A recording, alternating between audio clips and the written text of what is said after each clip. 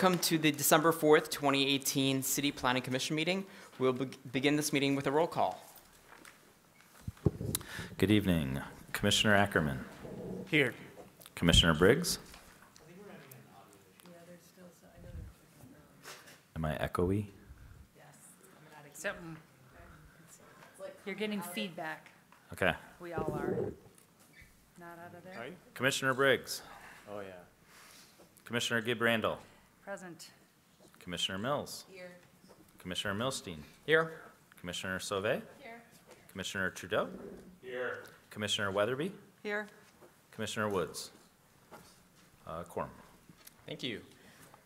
Do we have any introductions this evening? I will introduce some staff available to answer any questions on petitions later, but none at this time. Thank you. We will now move on to approval of agenda. Do we have a motion to approve? Moved by Commissioner Mills, seconded by Commissioner Gibrandel. Any changes? All those in favor, please say aye. Aye. Anyone opposed? Moving on to minutes from previous meeting. Before us this evening, we have the September 18th meeting minutes. Do you have a commissioner that moved that? Moved by Commissioner Weatherby, seconded by Commissioner Sauvé. Any changes or discussion? All those in favor, please say aye. Aye. Opposed? All right, those have been approved. Moving on to reports from city administration, city council, planning manager, planning commission officers and committees, written communications and petitions. We will begin with our city council representative, Commissioner Ackerman. Thank you, Mr. Chair. City Council met last night. One item of note for this body is the city finalized its second round of annexations since 2015. This round involved 88 parcels in what were, that's really distracting, Scioto, Ann Arbor, and Pittsfield townships. So beginning over the course of the next 18 months, the city will move forward in annexing those properties into the city of Ann Arbor and its public utilities. Thank you. I think we may have fixed it, or it's being fixed right now. Mr. Leonard does not have a report this evening. Planning Commission officers and committees. Commissioner Mills. I just thought I would, sorry, my voice is terrible and that makes it sound really bad. I thought I'd report out that the Ordinance Revisions Committee did meet last week and we discussed 3 items going through some of what is looking at changes to the accessory dwelling units part of the ordinance. This was requested of us by City Council, and so I think that's something that will be coming before all of us soon. We also looked at front highway setback and temporary sales, so those will be things that I think we'll see soon. Any other planning commission officers or committees? Written communications and petitions. Before us this evening, we have quite a bit of written communications. Please take a look at that when you have an opportunity.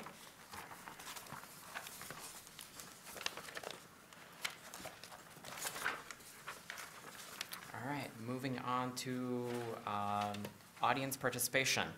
At this time, this is an opportunity for anyone in the audience to address the Planning Commission in regards to any item that is not on our agenda this evening. So if you are here in regards to Lockwood or Apple Way, we ask that you please wait until we have a public hearing for that.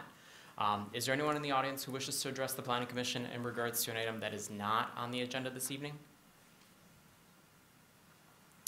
Seeing no one, we will move on to public hearing scheduled for our next business meeting. Mr. Leonard. Yes, scheduled for the December 18th Planning Commission meeting are 4 new public hearings. One is a proposal to annex and zone a single-family property at 245 Orchard Hills Road. The second public hearing is 830 Henry Street, a site plan for City Council approval. This is a proposal to demolish 3 structures and combine 4 lots to create and construct a new 11-unit townhome. The third public hearing is for Bright Dawn Village Apartments Plan Project and rezoning for City Council approval. This is a request to rezone an 8-acre site to R4D and construct four-story multifamily apartment buildings, including 160 new units. 40 of those units would be designated as affordable housing. And then the final new public hearing would be for 3935 Research Park Drive. This is a special exception use and site plan, a petition for a medical marijuana growing and processing facility in the RE zoning district. Thank you. All right, we are now moving on to unfinished business, and before us this evening is Lockwood of Ann Arbor site plan for City Council approval. Our procedure for this evening will be the petitioner will have up to 10 minutes to make a presentation, petitioner and their team as well. After that, we will go to a staff report, and after the staff report has concluded, we'll then open up a public hearing. So if the petitioner would like to begin, you have up to 10 minutes. Bring it up.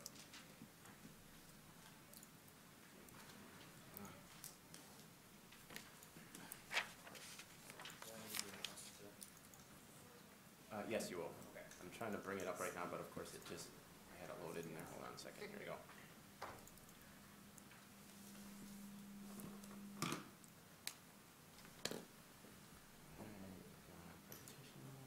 And you can go up to the podium.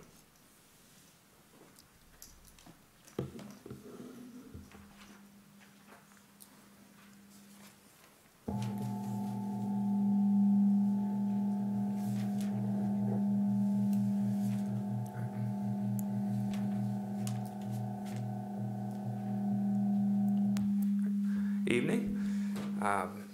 First and foremost, I'd like to thank you for having us here this evening to present before you for, I believe, the third time, but we're happy to keep at it to address any concerns and comments that you have. So I'll get into our presentation. I would like to keep it relatively brief in light of the amount of time we've already gone over various things, but I'll start with a quick overview of the development. The project we're proposing is a 95 apartment, mixed income, independent senior living community, 3-story building. We're seeking a PUD zoning classification, and it would be a 37,000 square foot building footprint, approximately a little over 100,000 square feet in total. In terms of the overall structure, we're planning to finance the property through the sale of low-income housing tax credits and through first mortgage financing from the Michigan State Housing Development Authority tax-exempt bond mortgage program and their GAP funding program, as they call it, which is a combination of federal home allocation as well as MSHDA's Preservation Fund balance sheet program.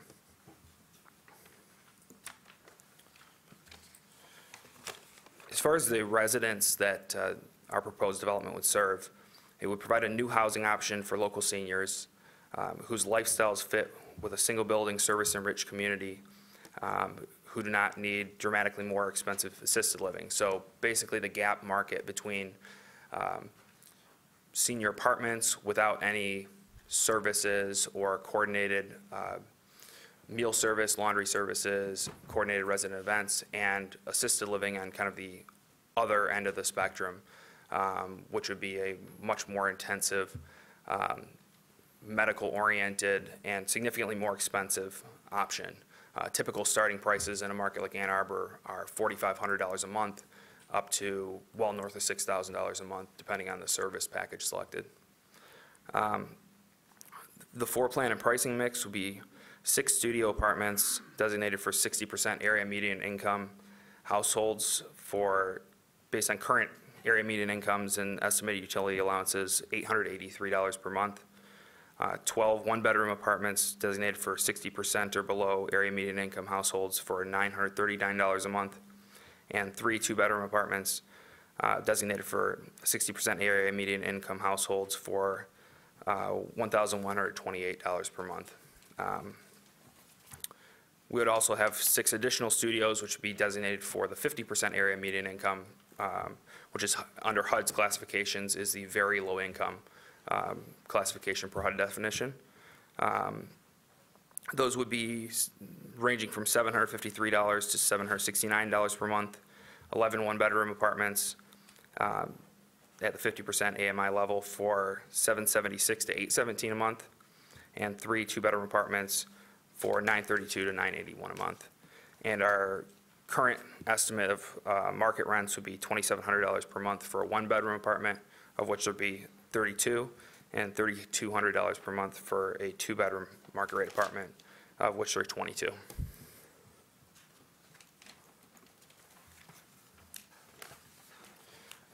As far as the services offered at the development, there are really 2 types or classifications of services. One would be services that are, by living in the development, are just automatically included as part of the amenities and kind of the lifestyle for the residents living there. The access would include access to all amenities, which include, for this proposed development, a game room, movie room, arts and crafts room, interfaith chapel, fitness and wellness room, and a barber shop beauty salon. Additionally, the community would operate a shuttle bus and provide transportation services to residents, both on a sign-up basis and just a ongoing basis for kind of high-demand areas, drugstores, grocery stores, things of that nature, as well as coordinated enrichment activities, including fitness classes, arts and crafts, games, outside musical and entertainment, and catered social gatherings, happy hours, and the like. And then there are also available services, which would be services that would be outside of the base rent. So for people who are participating in the package of services, including dining with 3 meals daily, weekly housekeeping services, weekly laundry services, and optional off-site events such as concerts and sporting events. For those optional events, transportation is included.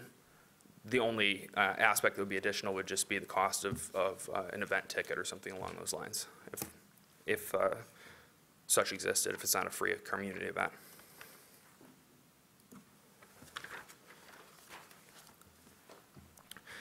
An overview of the public benefits of the development is the creation of affordable housing.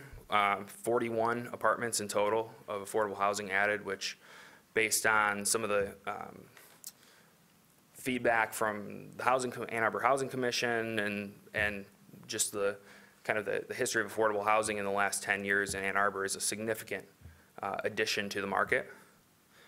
The project furthers the mixed-use aim or objective of the Ann Arbor Master Plan for the area. It's an area with commercial uses as well as residential uses adjacent, so this being a moderate intensity residential use fits within that framework. Water main extensions and pipe upgrades, use of a stormwater infiltration bed, existing tree canopy management, as well as contribution to a mitigation contribution for the forestry department, expansion of the neighborhood pedestrian network, including over 500 lineal feet of sidewalk along Jackson Road, which would connect to improve connection to public transit and significantly improve pedestrian safety, since that whole stretch of Jackson Road has no sidewalk currently. There will also be a new play area for public use, which would be right on Jackson Road on the northwest corner of the site, dual charging station for electric vehicles, and dark sky lower lighting techniques implemented with to minimize light pollution in the area.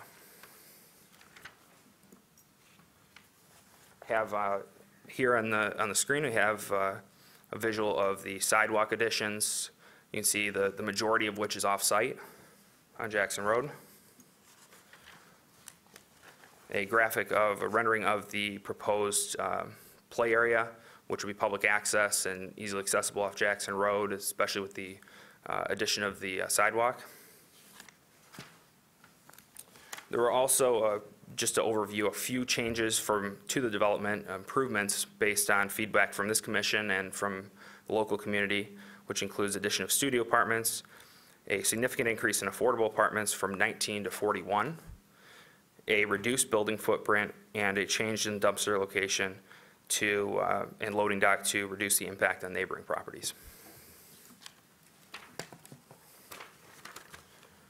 This graphic demonstrates the most recent site plan and landscape plan with the new dumpster and loading dock location.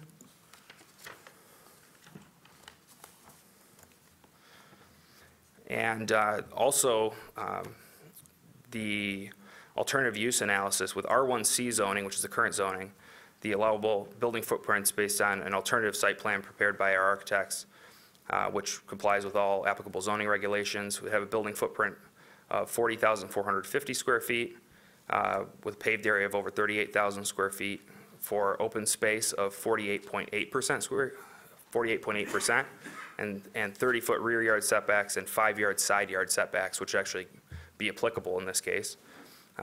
Our proposed site plan is a building footprint of 37,000 square feet, paved area of just over 31,000 square feet, and 55.2% open space, with the smallest setback being 41 feet 3 inches.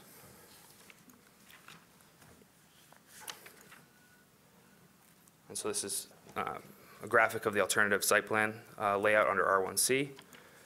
And lastly, the open items from the last meeting to refresh were the ability of a property owner, us, to enter into agreements regarding various things, salt usage, and whatnot, which we were able to do.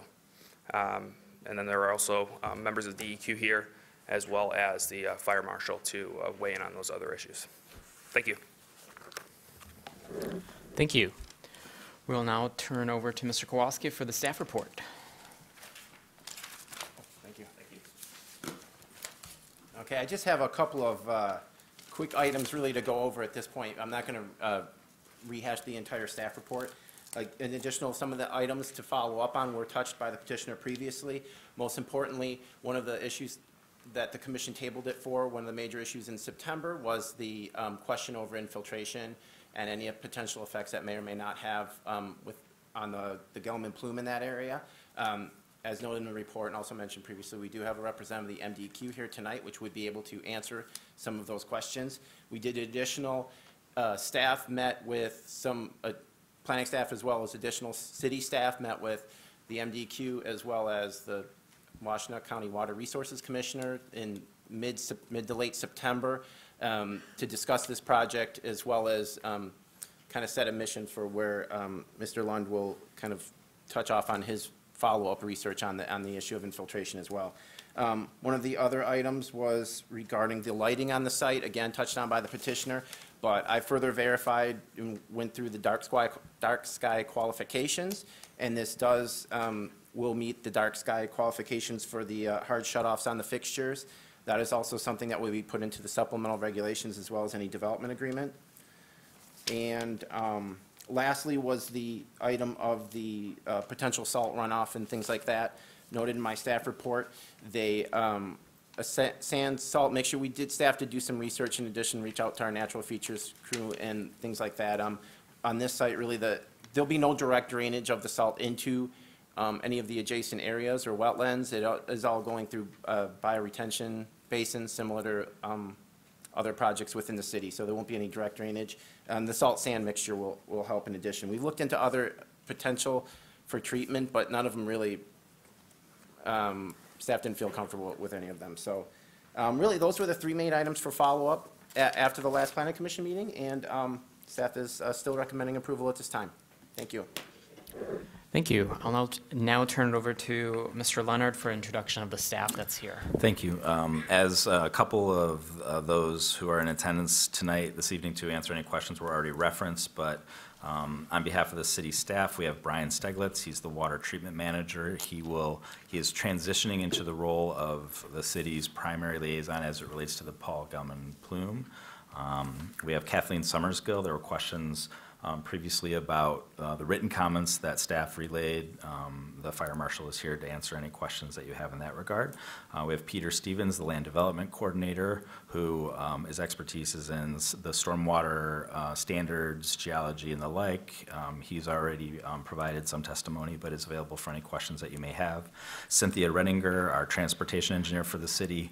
You'll recall that one of the mitigation requirements for the intersection with Jackson was to make sure that visibility was appropriate. She is also here to answer any additional questions that may come up. Dave Borneman, the National Area Preservation Manager, is also available. He previously testified as well if you have any questions in that regard. And as Mr. Kowalski indicated, Kevin Lund from the Michigan Department of Environmental Quality is here. I would like to provide him perhaps an opportunity to just address, as he has not been able to present any comments prior to this evening. Thank you. All right, at this time, we will open up the public hearing. Could I invite Mr. Lund briefly sure. before the public hearing?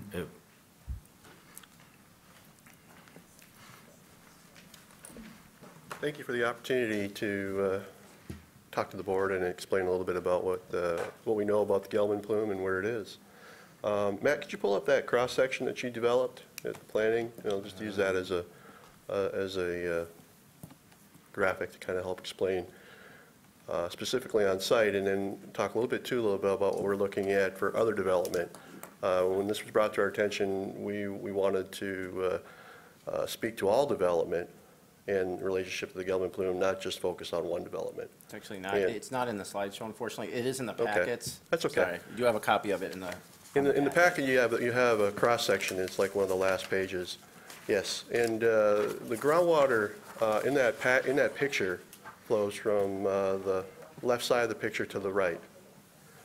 And what we've done working with the Gelman in the investigative standpoint is we've identified that there's no contaminants, no 1,4-dioxane down to greater than 100 feet.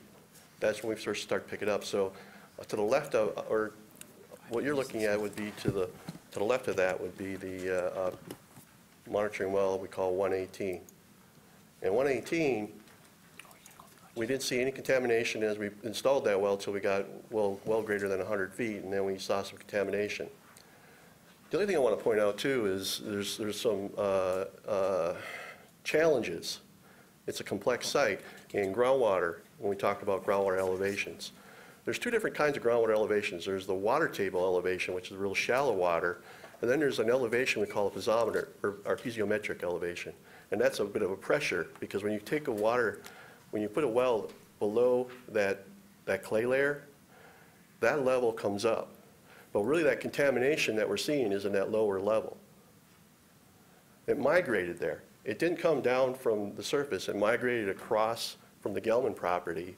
And so there's clean water above, and then the dirty water in the lower elevations. I'm doing a lot of arm waving here, but that's the nature of the beast. So from the perspective on this site, we do not see any challenges with any changes in conditions that are being proposed that are going to have an effect, or don't anticipate them to have an effect on the Gelman plume. In addition to that, as our contingency, we have probably 15 or 20 monitoring wells in that general area that we're looking at on a regular basis. Okay, so they brought it up. So the lines that are diagonal are more of a clay, and this is, to be frank, this is a pretty good representation of what the geology looks like here.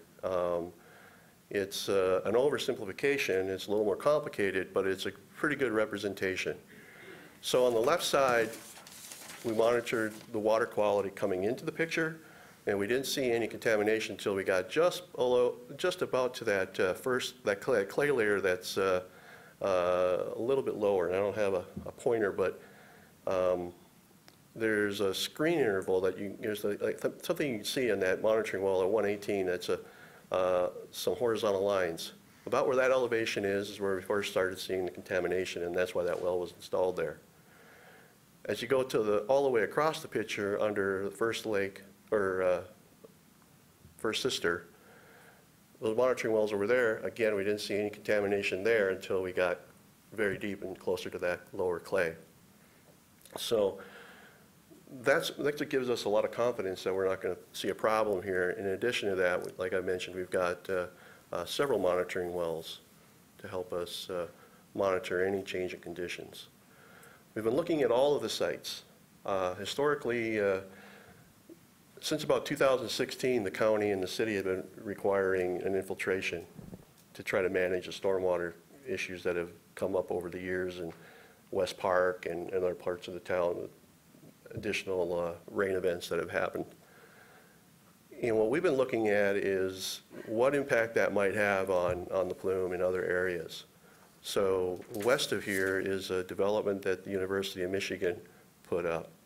And we looked pretty closely at that. It turned out the University of Michigan had to install ponds. They couldn't infiltrate. And that's pretty common in here is infiltration is very difficult in the shallower zone because of the compacted sands. They look like they'll give you some infiltration, but they may not. I guess in general, we're really, happy to be here and happy to help you guys make your decision, and we don't anticipate any challenges with the Gelman plume. And if we do, we'll make those changes with the Gelman people through the courts if we have to. So with that, if you got any questions for me? Thank you. I'm sure we will have questions for you after our public hearing, so thank you so much for being here. If I could just add, I had the opportunity to speak with Mr. Lund right before the meeting, and he was appreciative of your previous discussions about requiring the maintenance of those monitoring wells on this site and the opportunity to accommodate the Department of Environmental Quality if they would like to seek any additional monitoring wells on that site in the future as well. So I know that was something that was discussed previously. He had expressed some appreciation and specifically asked that to make sure that that could be perhaps incorporated into any approval. Thank you. All right, at this time, we will open up the public hearing. The rules for our public hearing for this evening are you can line up. We'll have 3 minutes to address us. Those who are representing any groups, any community groups, will have up to 5 minutes to represent us. When you come forward, please state your name and address for the record. And as you are either starting to speak or finishing up to speak, if you could also fill in one of these cards and put it in the basket so that we may notify you if this petition should be postponed this evening. So at this time. Thank you, Mr. Chairman. My name is James Demore, and I'm Vice Chair of the Sierra Club here in Valley Group. I should, as representing the group, I would ask for additional time if so consumed. The Sierra Club here in Valley Group is a 3,300-member organization representing individuals throughout Washtenaw, Monroe, and Lenawee counties, dedicated to the protection of and enjoyment of the wonders of the natural environment of the land for future generations. To be sure, we understand the city's continued desire to accommodate housing of all varieties, and we are sensitive to these continued demands on the city. However, when development happens, it simply must be in concert with the notion of quality of life for all residents, and do not radically disturb the natural systems and features of our city that is a detriment to the sustainability of the local ecosystem. We reiterate our concerns that we shared last spring regarding this petition. We disagree with staff's assessment that the Lockwood petition as before you be recommended for approval in its current form with respect to these issues. In this case, as before, we have noted the steep slopes running eastward away from the parcel towards First Sister Lake. We should note that various water quality advocacy organizations have recommendations for cities with regard to protecting wetlands. They recommend setbacks of 25 to 40 feet. The Lockwood project currently has a 15-foot buffer. We believe that given the circumstances, this project does not meet the criteria of minimum disturbance of natural features necessary for the completion of the project. Furthermore, as the city has invested considerable resources in creating a rain garden on the eastern shore of First Sister Lake, we are not understanding why further changes to the petition were not provided prior to this evening's meeting with respect to this issue. As discussed by Mr. Lund, there is the question of the gum and plume. As this community is coming to grips with potential 1.4 dioxin contamination further eastward into the Old West Side, even into West Park, now more than ever, we need to be cognizant of efforts to compel Danaher Corporation by the state for more effective radiation. Before I go further with my statement, I'm glad to hear that some sensitivity is done with respect to this issue in terms of monitoring. At the previous meeting, commissioners wondered aloud with the growth of the plume whether development should be halted throughout the potential spread of the plume. We can't say for sure. However, as this particular site is in close proximity to the former government site, it is absolutely important that as the state, with possible federal intervention, compels Danaher to clean up the plume, should not be hobbled interference by this potential development. We cannot reiterate that enough. For these reasons, we respectfully ask that this petition be not approved in its current form with the direction that greater sensitivity of natural systems, particularly cognizant of Dove Park and First Sister Lake, be considered with respect to this project. We thank you for considering our comments. Thank you. Thank you.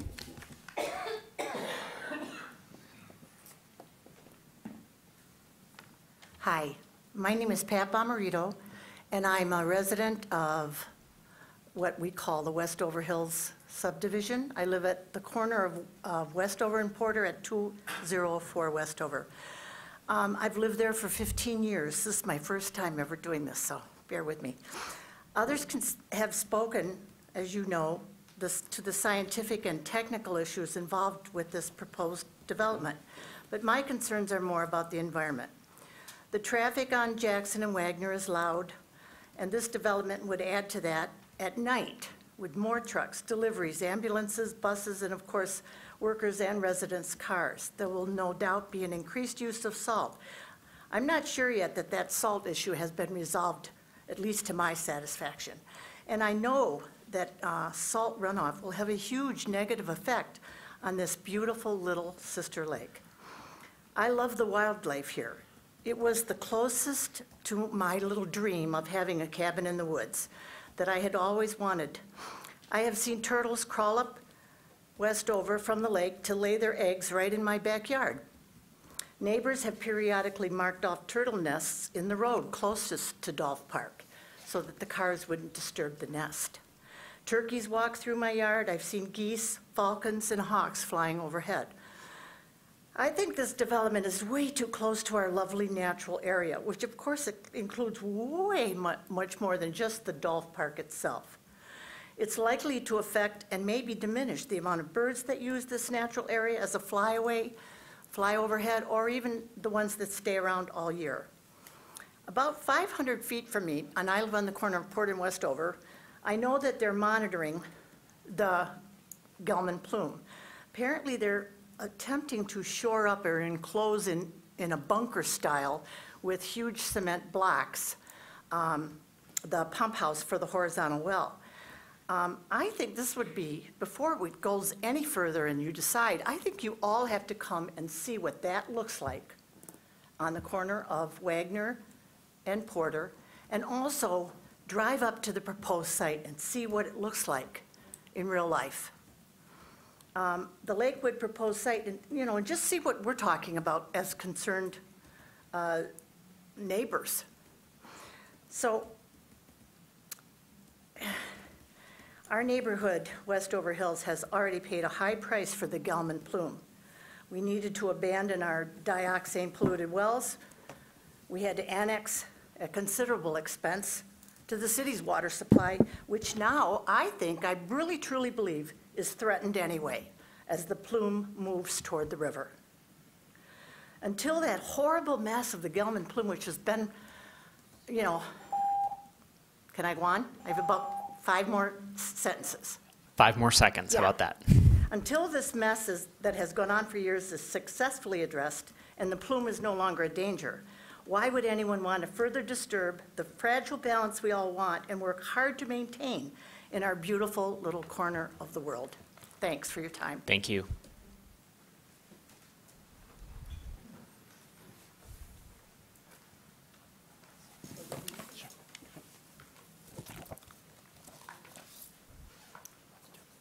Good evening. I'm Susan Miller. I live at 205 Westover Street.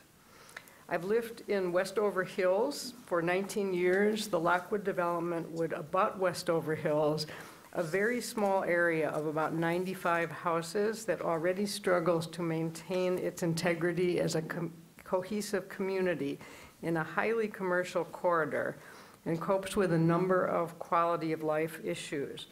The dirt roads are in deplorable condition and were rated D, E, and F in a traffic study done by the city. You can see that in the photos I passed out. Westover Street in particular, the central street in the subdivision, cannot manage the additional traffic the Lockwood development would bring. Because there is no left turn from westbound Jackson Road, Westover Street is regularly used as a cut-through for the many who want to avoid the intersection at Jackson and Wagner. Westover is unpaved, regularly flooded, and terribly pitted by large potholes, especially where it intersects Jackson Road, where the city bus stop and the community mailboxes sit. Lockwood represents a doubling of the Westover Hills neighborhood, so traffic and other impacts would be great. Homes in the Westover Hills subdivision already have significantly depressed selling prices compared with less commercially impacted neighborhoods in the city. The Westover Hills neighborhood has dealt with substantial ill effects from the dioxane plume since the plume contaminated our wells, as Pat explained, and forced expensive annexation into the city.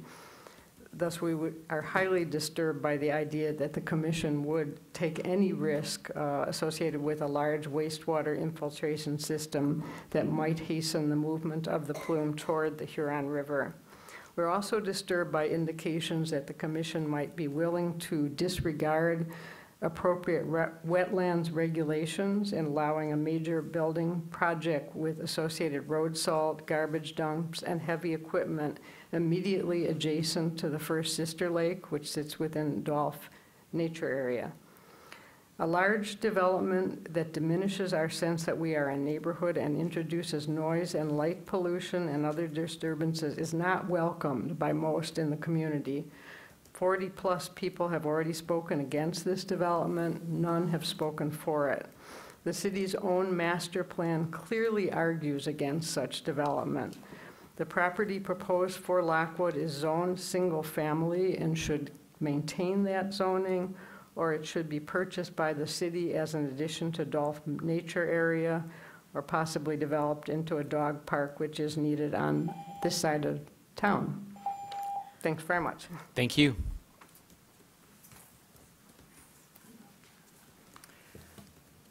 Hi, my name is Cheryl Palava, and I've lived in the area, in the 5th Ward there, for 20 years.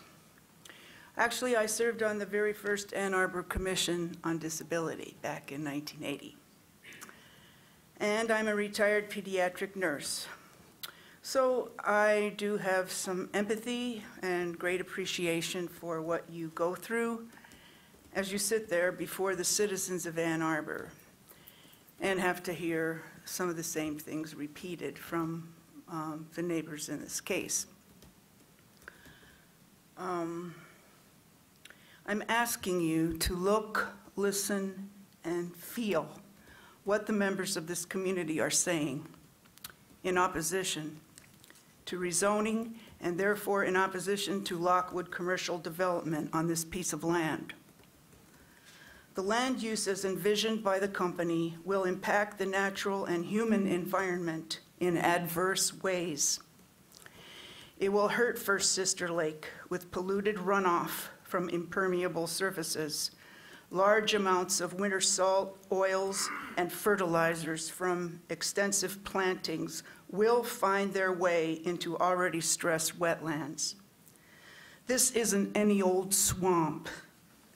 It is an ancient, unique, and attractive park created by the city for the citizens to enjoy, and we pay for it.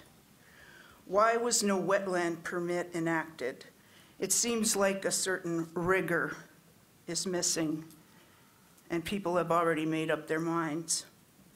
What about that 15-foot setback instead of the 25 to 40-foot recommended by the DEQ and tip of the mitt? We cannot simply trust that it will be okay. We are concerned. This type of building use is too intrusive to the park-like nature of the area and literally spoils the beauty and potentially the survival of migratory birds, mammals, reptiles, insects, plants, and the enjoyment of such by the people of Ann Arbor, who indicate time and time again a strong commitment to such green things. According to the philosophy of the master plan, a change in zoning is supposed to have a beneficial effect for the city. How? By adding a few jobs, $1,500 expense for a studio-sized apartment, including food? This is a quiet, modest little neighborhood. The streets aren't even paved, where people take pride in their homes and yards. It's unfair to place dumpsters, loading zones, light pollution within spitting distance of peaceful backyard play. And it's unfair to create dangerous traffic situations. The issues raised are not new to you, and you have the power tonight, and I hope you have the wisdom to choose to develop this land for the benefit of all the people. Thank you. Thank you very much.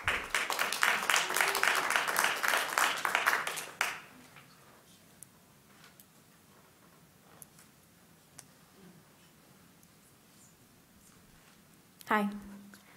My name is Shauna Cahill, and I live at 336 Mason Avenue. My husband and I have lived in the Lakewood neighborhood for 4.5 years. I'm making a statement tonight to oppose the Lockwood development project and the zoning change that would allow it. Of dire concern to us neighbors is the environmental impact of the proposal. We have documentation from the EPA. Anyone can look this up online. It's 905 F13001. Stating that stormwater infiltrations like the one proposed should not be placed over contaminated groundwater. The 9-foot deep machines would push 75,000 cubic feet of water down through mostly impervious surfaces, which could infiltrate the aquifer channels where the dioxin plume currently resides. Michael Burkhoff, an EPA project manager, could not find any other dioxin sites with this sort of stormwater infiltration machine built over a plume. So why should we be concerned about stormwater infiltration systems being placed over contaminated groundwater? Because we risk injecting that rainwater into the plume and accelerating its approach toward Barton Pond, the main source of Ann Arbor's drinking water. Putting stormwater machines over dioxin plume could be like lighting a match in a dry forest. It might not catch on fire, but do you really want to take the risk of the lives and health of thousands, over 100,000 people to do so? Would we all want to go together in on taking the risk of contaminating our water source with a known carcinogen?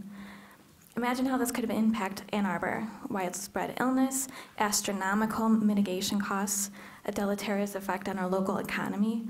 Who wants to move their home or business to a place with unsafe water?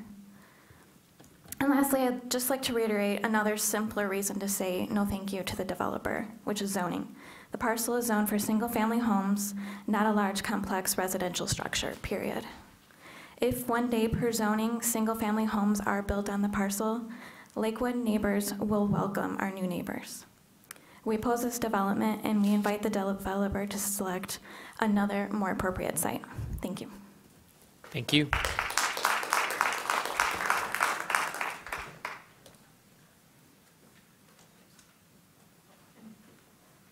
Hello, my name is Carol Hovey, and I live at 3156 Dolph, and I've lived for 42 years in the Lakewood School area.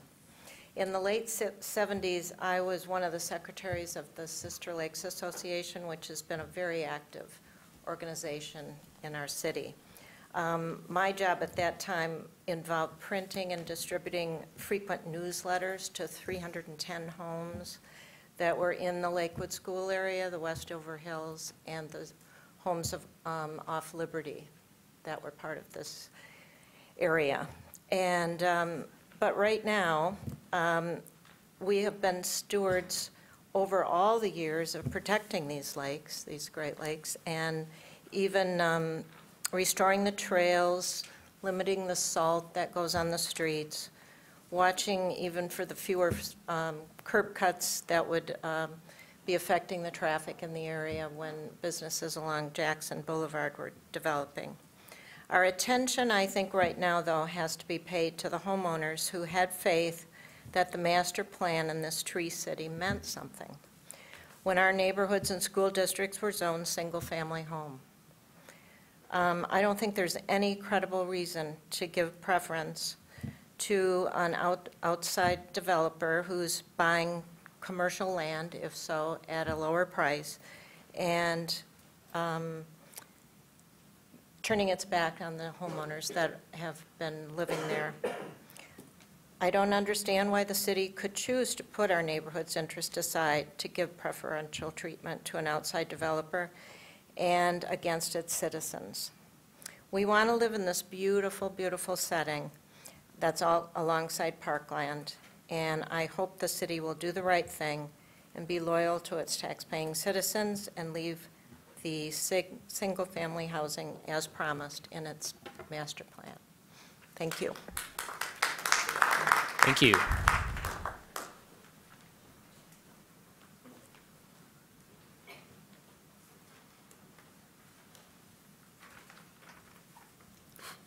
Good evening. I'm Henry Hershkovitz.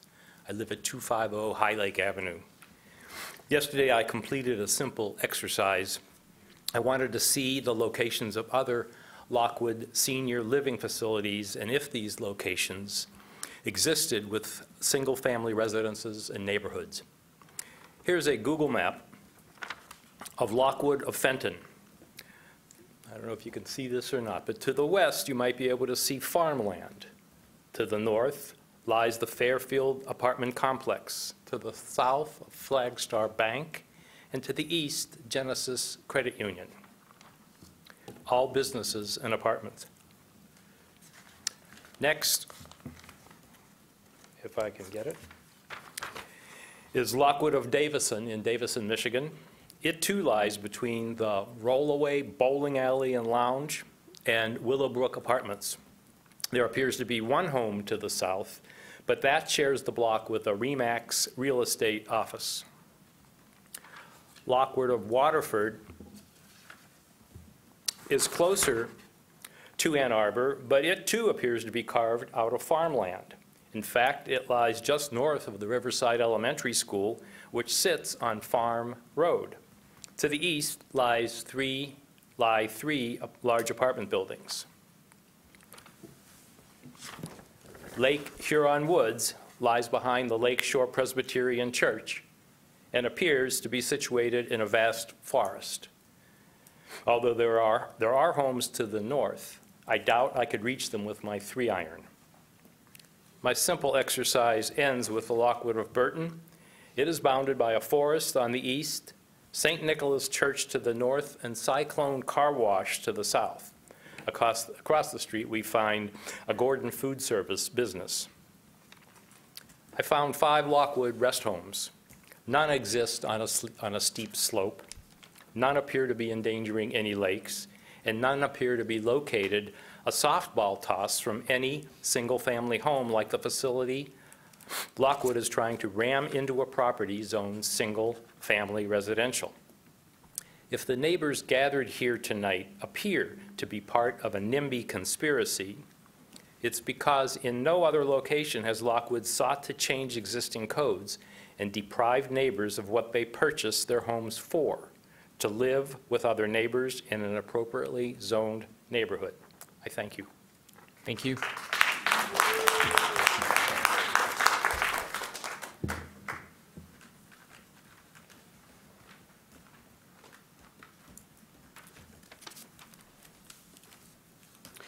Hi, my name is Phil McMillian, and I live at 133 Westover. I want to implore the Planning Commission to reject the Lockwood project. Here are 6 reasons why. Number 1, you should not reward bad behavior by developers. By that I mean buying cheaper land not properly zoned with the scheme to pressure the city to rezone. The property is zoned R1 and should remain so.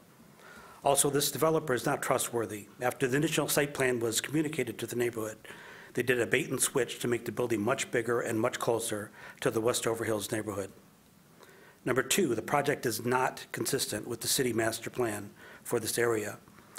Because of the commercial-sized kitchen and dining area, it would create excessive and unwanted commercial traffic noise in the Westover Hills neighborhood. Here is an excerpt from the Ann Arbor City master plan for this area. Quote, "While commercial development continues along Jackson Road, to allow additional commercial uses adjacent to this neighborhood would not benefit the area," end quote. Number 3, the project is too big for the property. If it were zoned R4D, the maximum number of units would be 82, not 95. The parking is insufficient to handle daily parking using Lockwood's own estimates. Number 4, the developer has not worked with the neighborhood to address our concerns. A PUD is supposed to work with the neighborhood, not against it. After the May 1st Planning Commission meeting, postponed partly because of this issue, Lockwood had a quick citizens participation meeting, which didn't address any of the neighborhood concerns. They haven't addressed the size of the building in a significant way, the location of the building, the noise, or the lack of parking. They offer nothing that the neighborhood requested. The only benefit is a tot lot we didn't ask for. Everything else is a negative. Number 5, the potential to worsen the dioxin plume underneath the area with a concentrated water infiltration system is not worth the risk to public safety. Number 6, beside the infiltration system potentially causing holes or fissures in the clay below, does anyone know what a large mechanized structure pumping water sounds like? What are the frequencies and decibel levels? When and how long does it run? Can you feel it? If you don't know the answers to any of these questions, you should not approve. The west side of Ann Arbor recently experienced a low-frequency hum in the middle of the night from I-94 construction that disturbed sleep for hundreds of citizens, myself included. I'd just like to conclude by saying this should be stopped here and now. Don't kick the problem to the city council. I'd like to believe zoning, the city master plan, working with neighborhoods, and public safety mean something to you all. Thank you. Thank you.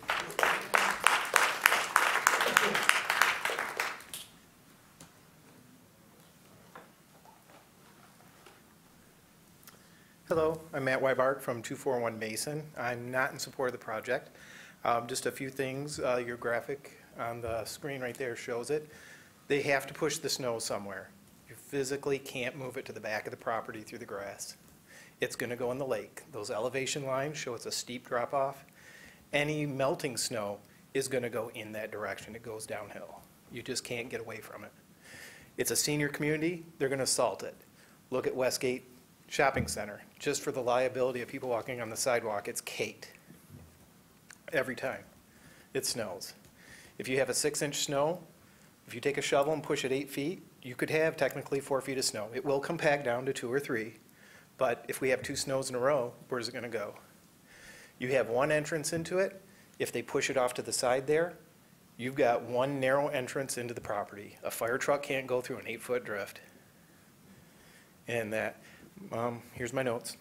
Hotels we've done all the traffic studies on it. It's great. We're putting 2 new hotels in a land zone for hotels half-mile down the road. It's going to affect the traffic even worse.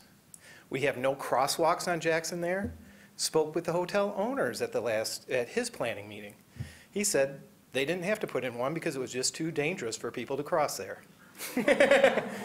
He said it was supposed to have one for the New Hampton Inn, and they withdrew it.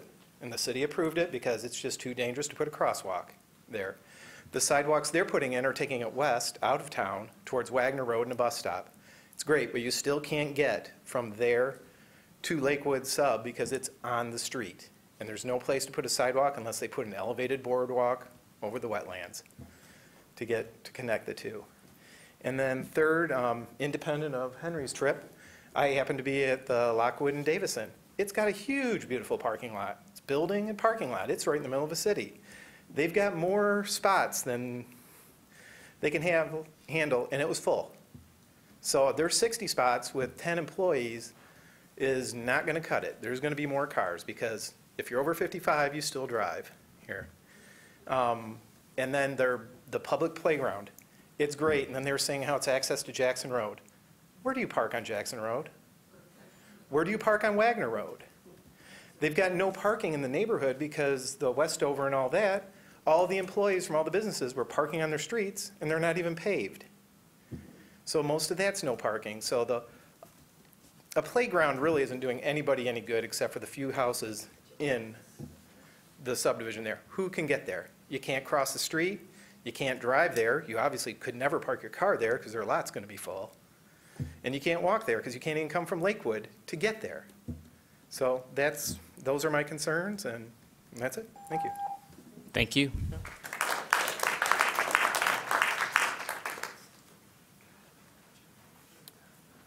Anyone else wishing to address the Planning Commission in regards to this? This will be short and sweet in comparison. My name is Donna Pointer. I live in Lakewood subdivision at 310 Gray Lake. The city master plan, which was designed to benefit the citizens, has this whole corner area south of Jackson, east of Wagner, and just about all the way down to Liberty as R1C, or another residential development. I think it's completely inappropriate to change our master plan to place this particular 3.5 acre parcel abutting the parklands between one very good sizable R1C Lakewood subdivision and Westover, which is on the other side of the lake. The access to Jackson Road is really dangerous, and the previous person mentioned crosswalks and so on. I had heard the city was going to put in some sort of a traffic light, possibly even at Gray Lake, but haven't seen that. I just looked at the plans downstairs. I went through every page that's posted, these large drawings and the various schematics, and the runoff from this property in 3 separate directions. It even says on the drawings downstairs, this is the runoff. It's all down into the lake. And I've been in Lakewood for 53 years. We fought the 90-inch pipeline that they wanted to put stormwater coming into the lakes to save them. We don't need a big runoff property like this running into the First Sister Lake, which is a natural glacier moraine. It doesn't make any sense. I'd love to see the city enlarge Dolph Park and make it more parkland, but that's probably not likely. But the small number of residential houses that could be put in that parcel with the proper zoning that it has right now would certainly be welcome, I think, by both Westover and Lakewood. Thank you. Thank you. Is there anyone else in the audience? My name is Priscilla Cheever, and I live at 267 South Wagner in the Westover Hills subdivision. I've lived there since 1984, and I've heard, I guess I'm opposed to the project, of course. One of the things that troubles me so much about all of this is there's just kind of a, don't worry, we'll think about this tomorrow. Over the years that I've lived there, I've seen many assurances from DEQ that don't pan out. Tonight, Mr. Lund is saying that the clay layer is going to hold and nothing will get loose. But the whole 30-year history is that plume keeps migrating and migrating and migrating. You can't with certainty say that it's not going to be affected by this very large paving over of 3.5 acres. And in fact, Mr. Lund himself was not all that certain 2 weeks ago when we talked about this at the CARD meeting. Second, there's a great reliance by Lockwood on these low-income federal tax credits. I've been discussing that issue with my council representative for the last couple of months, and he has a very different view of the availability of that. Mr. Ackerman might wish to talk to Mr. Smith about this, because he says it's just not going to happen. And if it doesn't happen, and you've approved the project on the basis that it's going to be all of this great affordable housing, there's essentially no penalty for Lakewood. They'll be out of compliance, but the building complex will be there. What happens to the residents? We are being forced to give up a lot, giving up our single-family neighborhood for their benefit, and it may not pan off. They may not get the tax credits. And last of all, I noticed that in the Lockwood materials, they continue to say that there's only going to be one food delivery truck a week. And I have to say, every similar assisted living senior housing advertises that, you know, they have a chef and they have fresh salads and fresh veggies. Are you actually proposing it's going to be frozen meat patties and week-old salads and moldy fruit? I don't think so. I mean, again, it's just, it simply can't be true that it's going to be one truck a week. It's going to be a lot more. I echo Mr. Weibark's and others' comments about the unknown nature of the infiltration system and what that's going to do to the plume and the noise and the resulting disturbance to the neighborhood. In your packets, I think you have a document, Lakewood infiltration. I think you have a document about the wetlands, and I hope that you have all looked at them carefully and think about them. Thank you for your time. Thank you.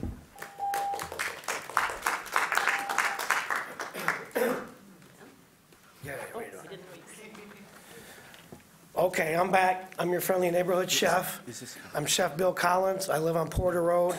I've done some research at the last meeting. She's passing out a deal about the new noise is a new secondhand smoke. And that's all over the country, how it's being projected. So I'm just here just to talk about, at the last meeting, Zackerman, my guy, said to Lockwood, we want to know about the noise. And Mr. Lockwood, no disrespect, talked about the noise in the kitchen. I don't think that's what he meant. He meant the noise that comes from when the dumpster comes. And so his people were so nice to me. I did research and called the chefs. I called Cisco. I called the produce guy. And I asked him, just to be honest with me, how many deliveries do you get? Because when you talk about a dumpster hitting the ground, it's almost like a baby earthquake. And so they just said with that amount of garbage, that amount of stuff, it's going to be 3 or 4 deliveries, 3 or 4 pickups a week. And they said directly, he came up with his book, he opened his book up, he pointed here and said it's 2 to 4 deliveries a week. That's just not true. I mean, that's almost like lying to the commission, lying to the government. You know, between Cisco and the produce and the noise, and I'm going to go in a different direction because I'm not going to talk about the plume. I'm not going to talk about all this scientifically stuff. I have no idea. I'm just a chef. I work in a commercial kitchen. He's going to do 400 meals a day. That's huge. That's, produce guy told me he goes to Lockwood 3 to 4 times a week, if not every day on special deliveries. So with that being said, if they're going to come here and tell us the stories of their documentation, he brings his book up, he opens it up, 2 to 4 deliveries a week. That's just a lie. So let's stop lying. Let's just be real. You're going to serve good food for some good people in a good neighborhood, and maybe someday I'll be one of your chefs, and maybe it won't be in Ann Arbor. If not, that's all I got to say. I'm out of time. You guys have a good holiday. I appreciate what you do for us, okay? I'm sorry I didn't bring any food. That's all I got. And I wish you the best of luck, but please, you know, 3 strikes, you're out.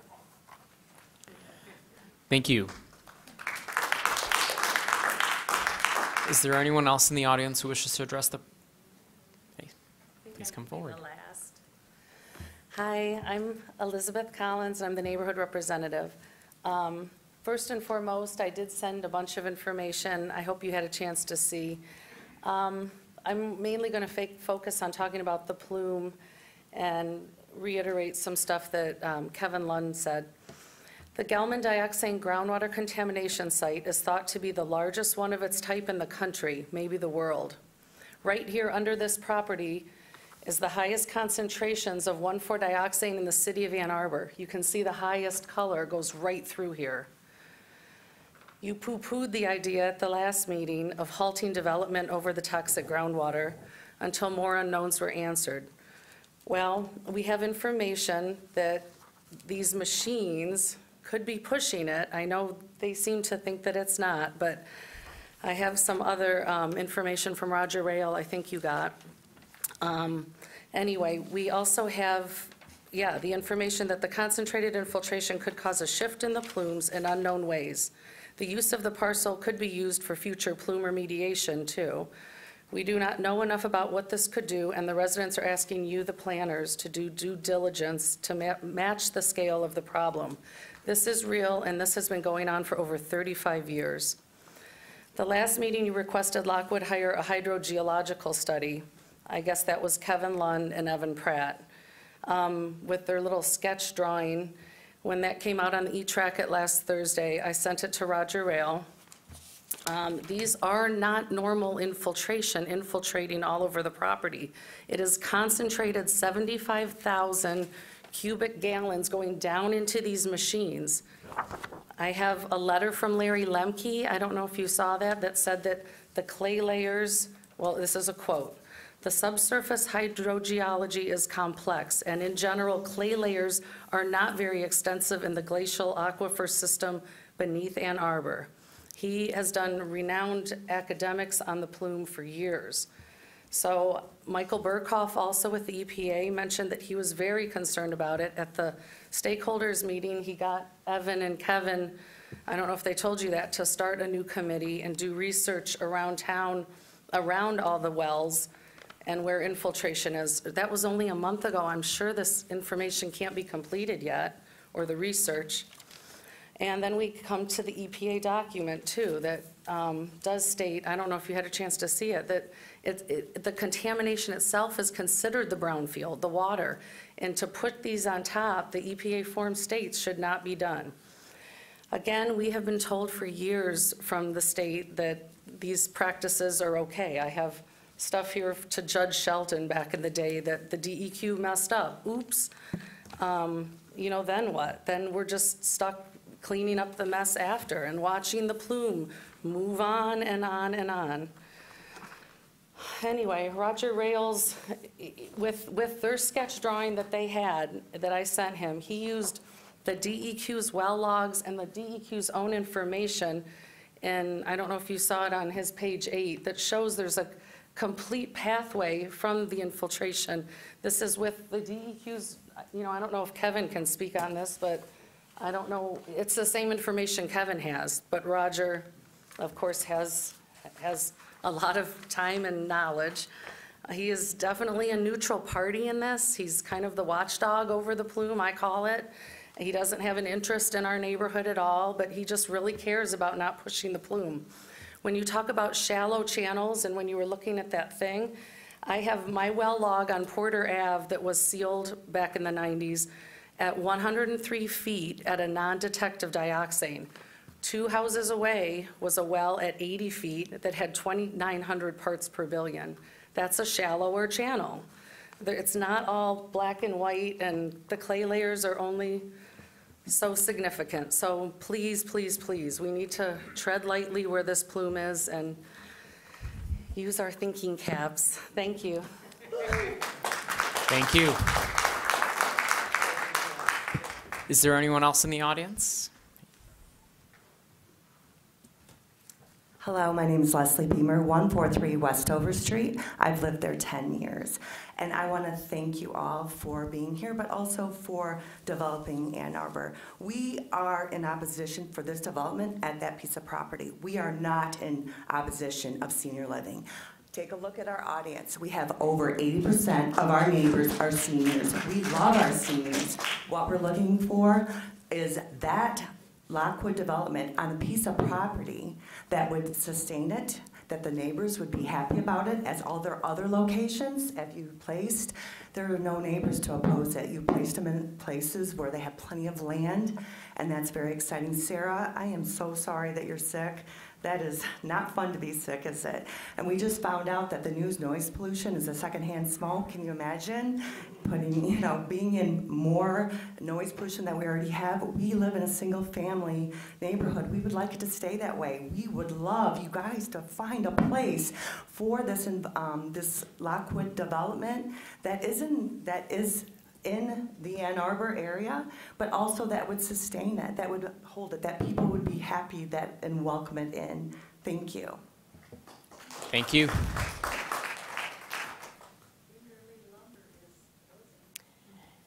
Anybody else wishing to address the Planning Commission? Seeing no one, I will close the public hearing. And if without objection, I'll read both motions and we'll take them together. All right. Motion number 1. The Ann Arbor City Planning Commission hereby recommends that the mayor and city council approve Lockwood of Ann Arbor Plan Unit Development PUD zoning district and supplemental regulations PUD site plan and development agreement. Motion number 2. The Ann Arbor City Planning Commission hereby recommends that the mayor and city council approve Lockwood of Ann Arbor Development Alternative Mitigation Plan for a maximum of 46% of required mitigation as monetary contribution to the City of Ann Arbor's Street Tree Planting Fund. Do you have a commissioner who will move? Moved by Commissioner Mills, seconded by Commissioner Trudeau. We are in discussion. Commissioner Ackerman. Thank you, Mr. Chair, and thank you to everyone who's come out tonight and has continued to come out through this long process. Thank you also to the petitioner for your responsiveness to date. When we began this process, I gave reassurance to residents that I couldn't support the development as it was initially introduced. In that time, things have changed. The square footage has been reduced by 6,000 square feet, which is about 15% decrease from its original footprint. Parking's been reduced, it's been realigned, the loading zone similarly so. We've gotten some reassurances about loading and unloading times and frequencies. We'll have some questions about how we guarantee those. But there do still seem to be some, and I also want to comment on doubling the affordable housing. That can't be understated, the importance of it. 41 units of affordable housing, especially senior-focused affordable housing, is going to be critical to this city over the course of the next 20 years as our senior population doubles. But like I said, there are a number of outstanding issues, and as I was listening to residents, I was taking a tally of the different topics that came out. And the order in which, the frequency in which I heard topics were wetlands, dioxane, noise and light, snow, and then traffic if you bucket it into a couple different categories. So we'll start there and we'll see where the conversation goes. I think first and foremost, dioxane is one of those existential issues to the health and well-being of Ann Arbor residents, and we have to have a fair amount of certainty. In discussions with staff, there are a couple means through which we can deal with stormwater, right? Stormwater being the number one risk or anxiety that I'm hearing from residents and its interaction with the plume that sits beneath the site. The technique being used here is a form of infiltration, and I was just hoping that I could get either some information from the petitioner's civil engineer or staff as to why we decided on this form of infiltration as opposed to other forms of stormwater mitigation that may, to some people, may limit the impact on the plume or any risk of approaching the plume.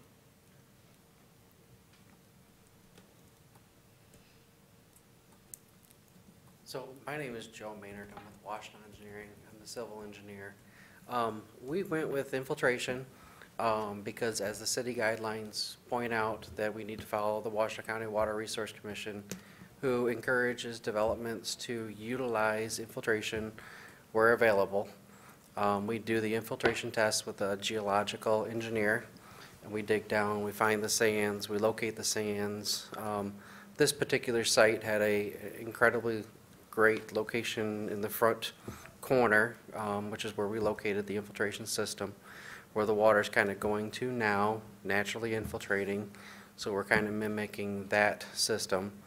The other alternative would be to basically store the storm water. If the site didn't have infiltration, if it was all impervious clay, we would store it, we would treat it, we would discharge it to the road right away.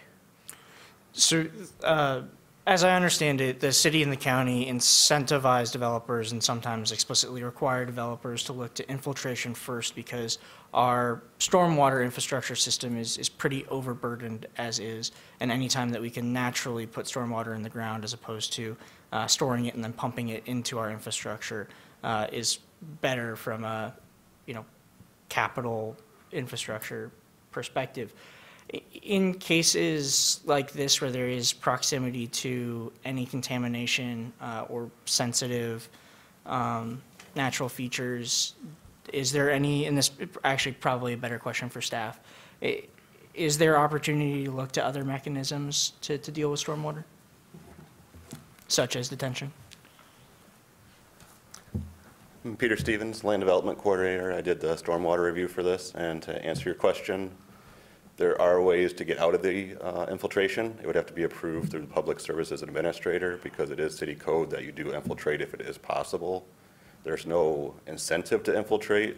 There is punishment if you can't infiltrate as far as extra storage volumes for the site.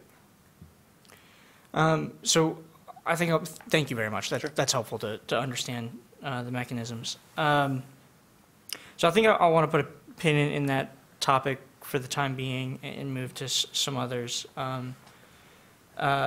With respect to the wetlands,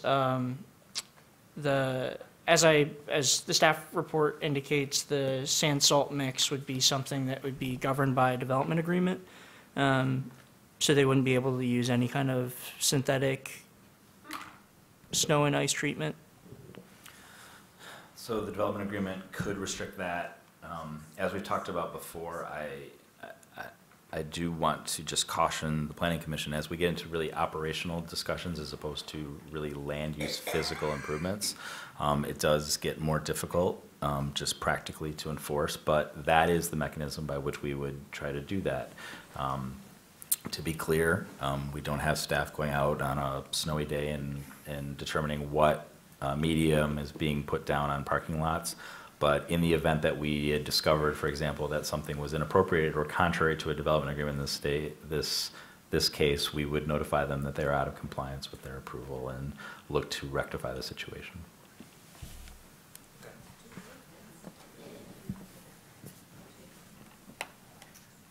Okay, I suspect there will be other questions around the interaction with the wetlands.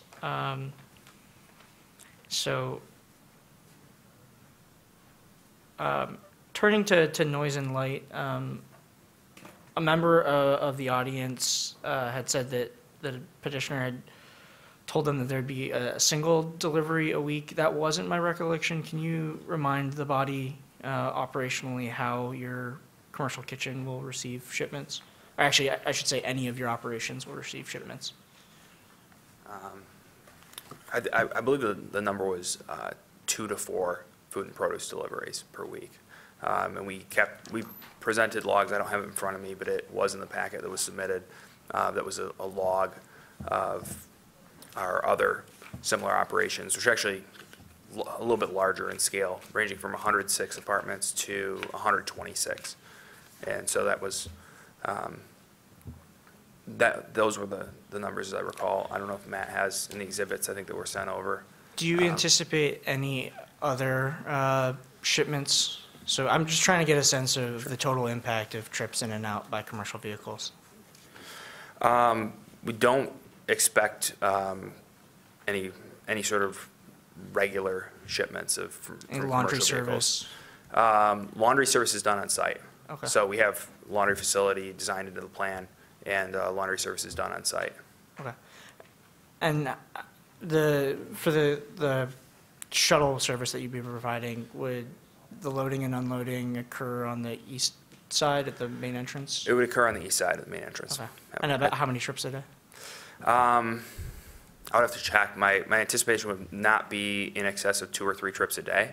While it is a relatively high-capacity van, it's not really a commercial truck. It's a van. It's a 15-passenger vehicle.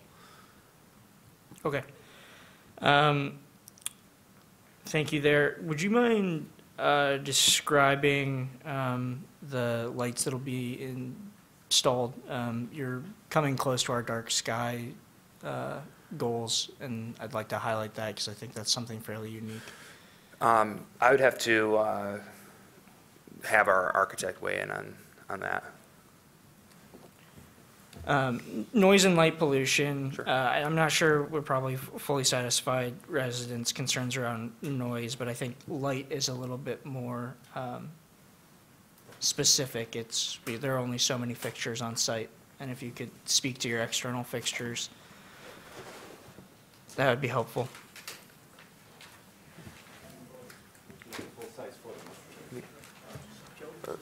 Or Joe, did you put that together? I will say the lighting is designed according to the city standard. There's only a few lights basically along the east side and along the back. Most of the other lighting for the sidewalks and everything else is done with low-level bollard lighting, which would be really minimal. I think the photometric plan also showed that we have full cutoff light fixtures, and I believe there was the option to have some of the lights dim down even further, after certain hours of the night. I mean, that could be worked out based on, I don't think you have evening deliveries, right? Everything's done during the day? No, nothing's done. Nothing, so yeah, so we wouldn't need lighting for deliveries in the back or anything like that because everything's done during the daytime. And you're familiar with the city's light pollution standards? Nothing Yes. can leave the property line? Correct, correct. And you're in full compliance, nothing will leave the property line? Nothing will leave the property line.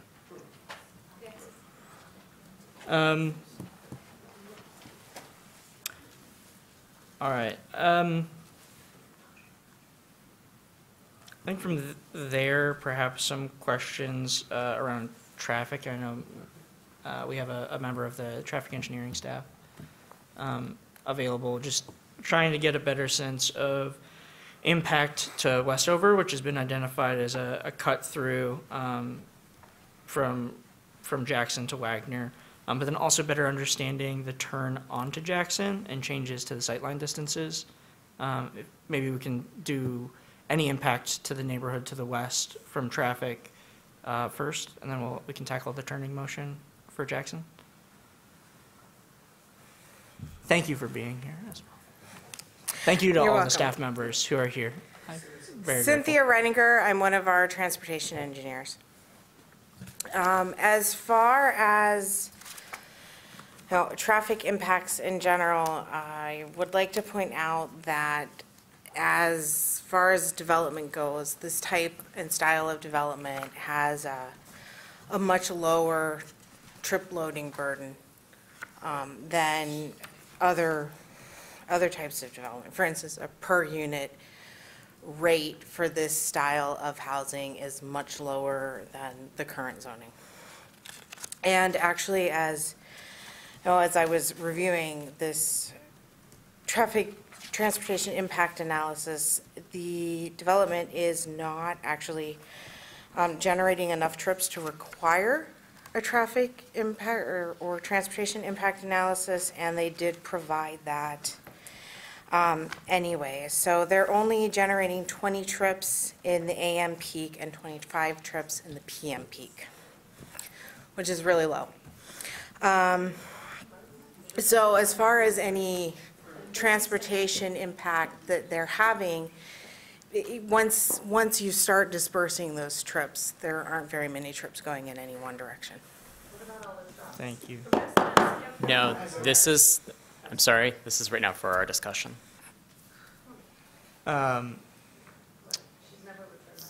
Thank you. And then more locally to Jackson Road itself, Jackson is a busy street. It's not the safest street in town.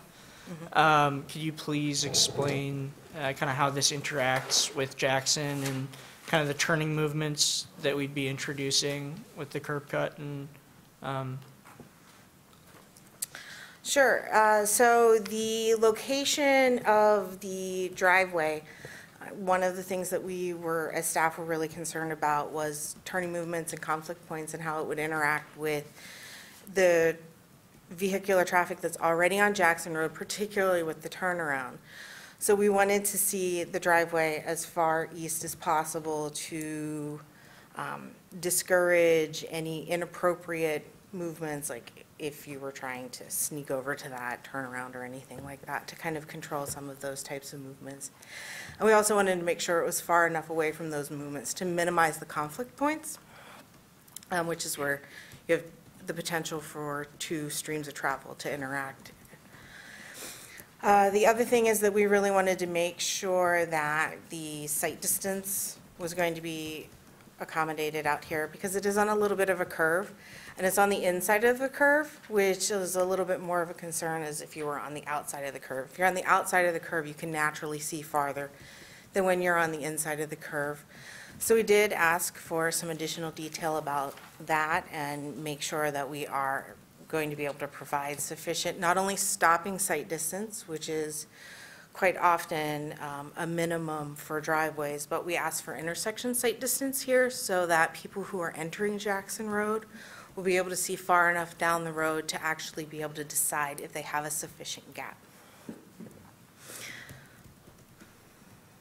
That will also be, I mean, if the project moves forward, we will also be checking that in detailed engineering, and we would be checking that in, like, actually, we would measure it in the site as the site is being constructed to make sure it's still being met. That's a helpful process. And thank you. And if I could just quickly return to the, I guess, overall, the trips to and from the site, which impact to those peak hours that the model proves is a very minimal impact. But and you have to remind me the national entity that we use in order to produce our trip generation reports. Can you remind me of the name? The name is the Institute of Transportation Engineers. Thank you. And they're, so the Institute of Transportation Engineers classifies uses throughout the country and collects data on the trends that they see for those uses, and helps local entities regulate those by giving them the data necessary to predict how much traffic a different kind of use will see.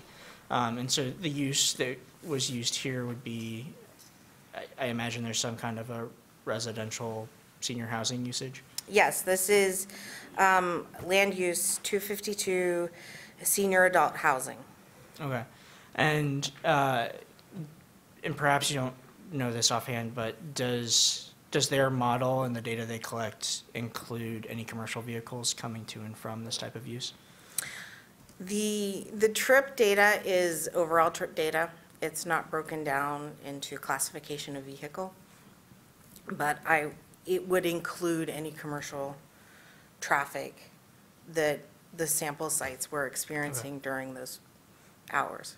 And similarly, I can understand if you don't have this off the top of your head, but do we know if this use 252, if it takes into account facilities with commercial kitchens or barbershops or the like? Yeah, the land use, and I don't have the definition of the land use in front of me, but there are a series of land uses for senior style housing, and this particular land use is for the more independent, with amenities. There are also separate land use categories for nursing homes and for progressive care type facilities. Okay, thank you. That's very helpful. And that concludes my questions on traffic. I'm going to want to return to stormwater and impact on the dioxin plume, but I also want to give colleagues opportunity to ask their questions. So I'll yield my time. May I ask one question about? No, this is currently just for planning commission discussion. When can we ask questions? Just about a left turn. So this is just, so the planning commission is in discussion currently. I have more stormwater questions. Is that okay to keep Commissioner- going on the stormwater? Commissioner Gibrandal. Yeah, so if Mr. Stevens could come back up to ask a few questions. So when I pull up a map of the dioxane plume and I look at where the most concentrated areas are, over 85 parts per billion, there's a pretty decent-sized area that goes from the Gelman site all the way down to where Jackson and Dexter split. We've approved several plans in this area that rely on infiltration for the stormwater practices. So we have our sort of general goals that we've operated under for the last, I don't know, 10 or 15 years of generally trying to infiltrate stormwater. And so I think we're trying to grapple with this kind of new information of, not new, but how do we interface these things together? And I know these discussions are kind of actively happening right now. And so as you met with the Water Resource Commissioner and with the DEQ, what are some of the discussions you're having around that? I mean, I think part of our issue, and we're relying on your expertise, is, and this is a larger discussion, but I think it relates back to this too, about, what kind of precedent are we setting for this kind of thing? Because we've approved all these other plans that are completely relying on the same method, are we just kind of spreading this everywhere now? Or does it mean that we should be, because frankly, the impacts of stormwater straight into our creeks are not great either, people. They really are not. That's a reason why we're doing infiltration, is because our creeks are completely suffering because of that too. So there's no easy answer to this thing. There really isn't. And so what I'm wondering is, like, what are the larger, are you all considering shifting goals, or is it just at a strata that is deeper down and so we're not as concerned about it? Like, how is the evolution of the thinking happening with the city and the county at this point in time? And I realize we don't have complete information. It'd be wonderful to have a complete geotechnical report for the entire city, and that's just not going to happen. Right. So how are things evolving for you all in terms of where you see our policy going with this? Yeah, it's definitely a concern to all the parties involved, including the Water Resource Commissioner and the DEQ. When we met, the DEQ is undertaking a study. They've got some initial data looking at all the sites that have required infiltration that are over the plume. I don't know if Kevin wants to speak to some of that. Specifically to the Gelman plume, we know the county rules say we don't encourage infiltration on contaminated sites in general. Most of the time, that's in reference to a dry cleaner site or a gas station site where there's yeah. a plume of gasoline that's soluble floating on a very shallow water table that could get pushed. When we're talking about multiple 100 feet between the contamination and the infiltration, it's a lot different. And also looking at the pathology, we don't feel that there's going to be that infiltration actually getting to the contaminated groundwater zone. Yeah, I'd agree with that analysis, and it's consistent with our thinking. One of the areas that has been developed was the old Kmart parking lot. Right. And interestingly, they forced a lot of water into the rain, into those garden areas that are in between. Well, in one of those areas, we have a monitoring well. It's monitoring well 119. The data in that well, since construction and infiltration of all that water, hasn't changed. The monitoring wells, there's about 7 or 8 monitoring wells in that general area too, it's been pretty consistent too. So we're, and that's just one example. Yeah. Another part. This is currently for just planning commission discussion, please. And so, in some of the other infiltration areas along Jackson Road, there's several automotive dealers that have done some work where they've modified their stormwater to, in some cases, not necessarily trying to get infiltration, but retention. Right. But they get some infiltration too. And in looking at monitoring wells we have around those areas, we haven't seen any changes in the conditions that are different than what we anticipated based on all the years of observation. We've been monitoring the plume for over 30 years. We have several hundred monitoring wells. So like in that downstream of the old Kmart parking lot in Vets Park, there's several stormwater infiltration facilities there near the skate park and in the middle of the parking lot over there. Are there any wells in that area? Absolutely. I could bring up a picture if I could hook up my computer, but yeah, we've got a lot of monitoring points in Vets Park and several monitoring points between Vets Park and West Park. And so what are you finding, because I know there was an MLive article like last week-ish about West Park too, and so are you finding high concentrations in West Park, or is it kind of lower level, or what are we looking at in terms of kind of the general movement of how this is operating? Generally, on the best place to look at where the plume is going is the county website. We work with the county, and they represent that online as a tool to show folks where things are. But they're showing it in a 2D plan. In reality, that contamination is hundreds of feet below, the homes. As you get closer to West Park, the topography starts to drop off. And that's an area that we're interested in and we're looking at closer to better understand the risks to 1,4-dioxane have been changing. As if you've been following it, we were at 85 and now we're at 7.2 for drinking water. And nobody in the county is drinking the water. Everybody is either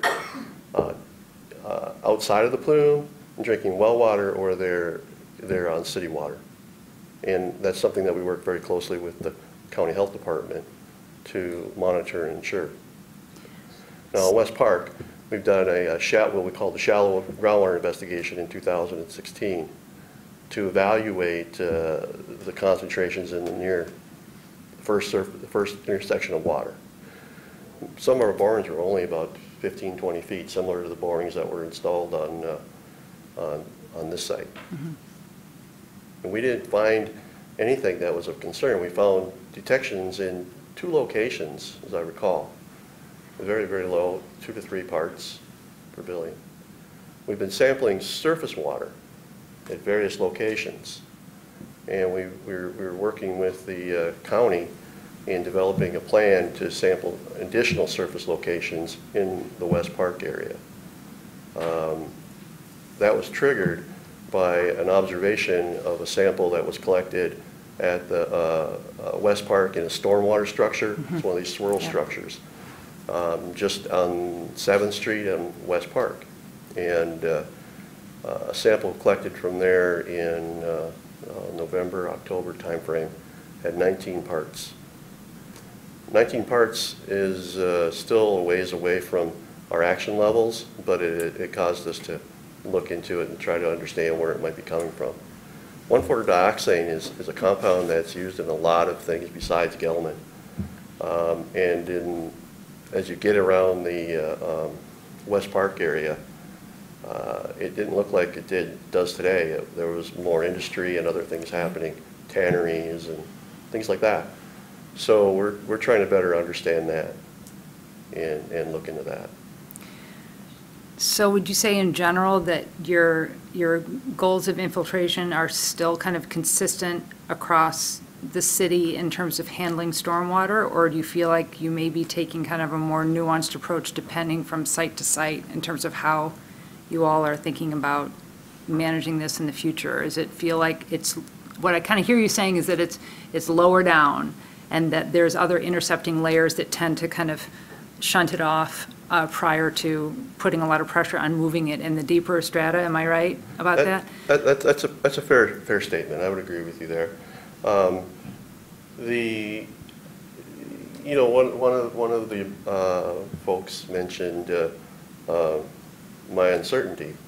I guess I would agree, there is some uncertainty. The only thing I'm certain of is my uncertainty. The geology is complicated. Collecting more information on development sites would give us a better understanding. And gaining, but, there's what you can do, what you can ask for as a regulatory authority and what your limitations are. We work with people like, properties like this when there's a contamination on the site, there's something called a due care. So that they ensures them that they do the work, that they don't cause a problem to become a bigger problem. And we don't anticipate that happening here based on our observations, not only here, in looking at what the data is that we have around it. We have 2 monitoring wells right on the property that have been there since the 80s with data that's been consistently collected since the 90s. So the dioxin there is, on this site right now, is telling you it's over 100 feet deep. Because at one point, we heard something about 40 feet deep, but I don't know if that was just, sort of. I don't have any data points to verify it is or isn't there. True enough, it's a true statement. But what I do know is monitoring wells on the east side and the west side, groundwater flows through that property. And it is true that the concentrations are the highest there. Right. And one of my reasons for asking for the opportunity to work with the developer is because it is a location that might, if we were able to negotiate with the liable party, putting a pumping well there. It could happen. And what would that do? What would a pumping well? A pumping well would allow us to pump at a location where there is some higher concentrations and improve the cleanup. And if you worked in town, I lived in the Lakewood sub for over 20 years. I only just recently moved away. Not for anything around here.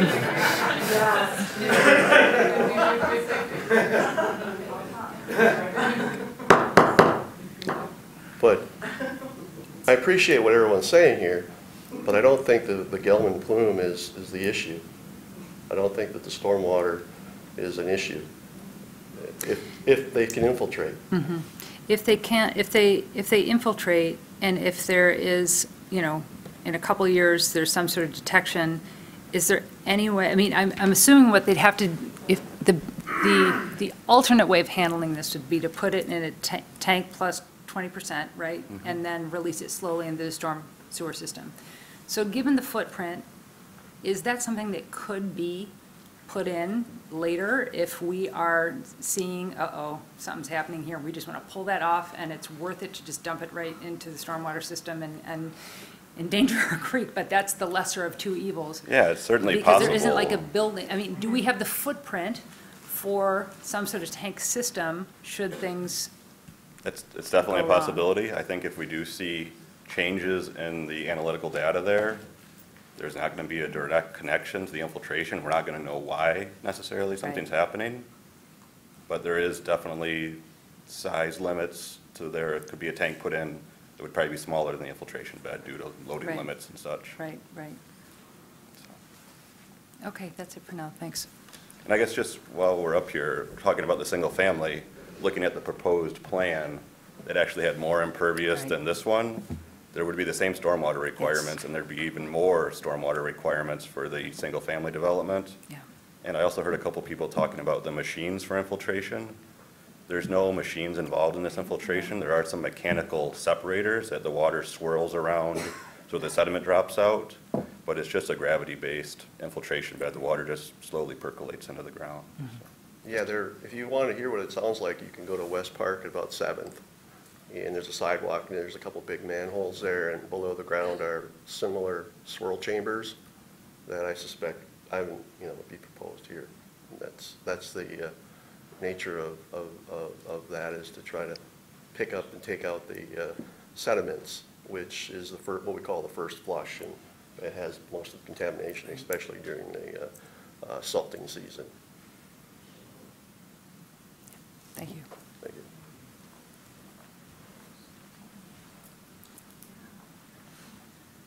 I have one more question about wetlands, actually. I don't know if Mr. Borneman is still in the audience. Maybe he could answer some questions.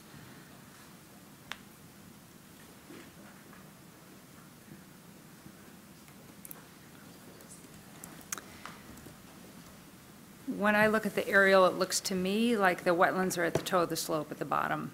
And so, correct me if I'm wrong, in terms of a buffer, you would begin the measuring of that buffer at the edge of the wetland, which would kind of be partway up the slope. Am I correct about Yeah, that? I think that's right. That we've never done a wetland delineation out there, but it would be somewhere near the bottom of that slope, basically. Okay. And that's where you'd measure back wetland buffer from the edge of that. So in other words, the wetland is not at the edge of the property line, the wetland is at the bottom of the slope. So in terms of any kind of wetland setback, it really wouldn't be on the property itself. Yeah, that's my expectation without having done a delineation out there, but just based on the topography. Okay, all righty, thank you. Done. Okay. Commissioner Sauvé. I just want to go through maybe with staff to confirm some of the spatial conditions that have come up in terms of setbacks and heights and those sorts of things. So when we talk about R1C zoning versus the PUD and the setback requirements, and there's been discussion about the 15-foot conflicting land use buffer versus the 40-foot setback to the building, can you make some clarifications in terms of what's deviating from the current zoning to what we're looking at now in terms of what would be expected to be built as it would relate to the neighborhood? Sure. Some of it depends on how if it was, oh, thank you. Thank you. Some of it does depend on exactly how that subdivision would be laid out.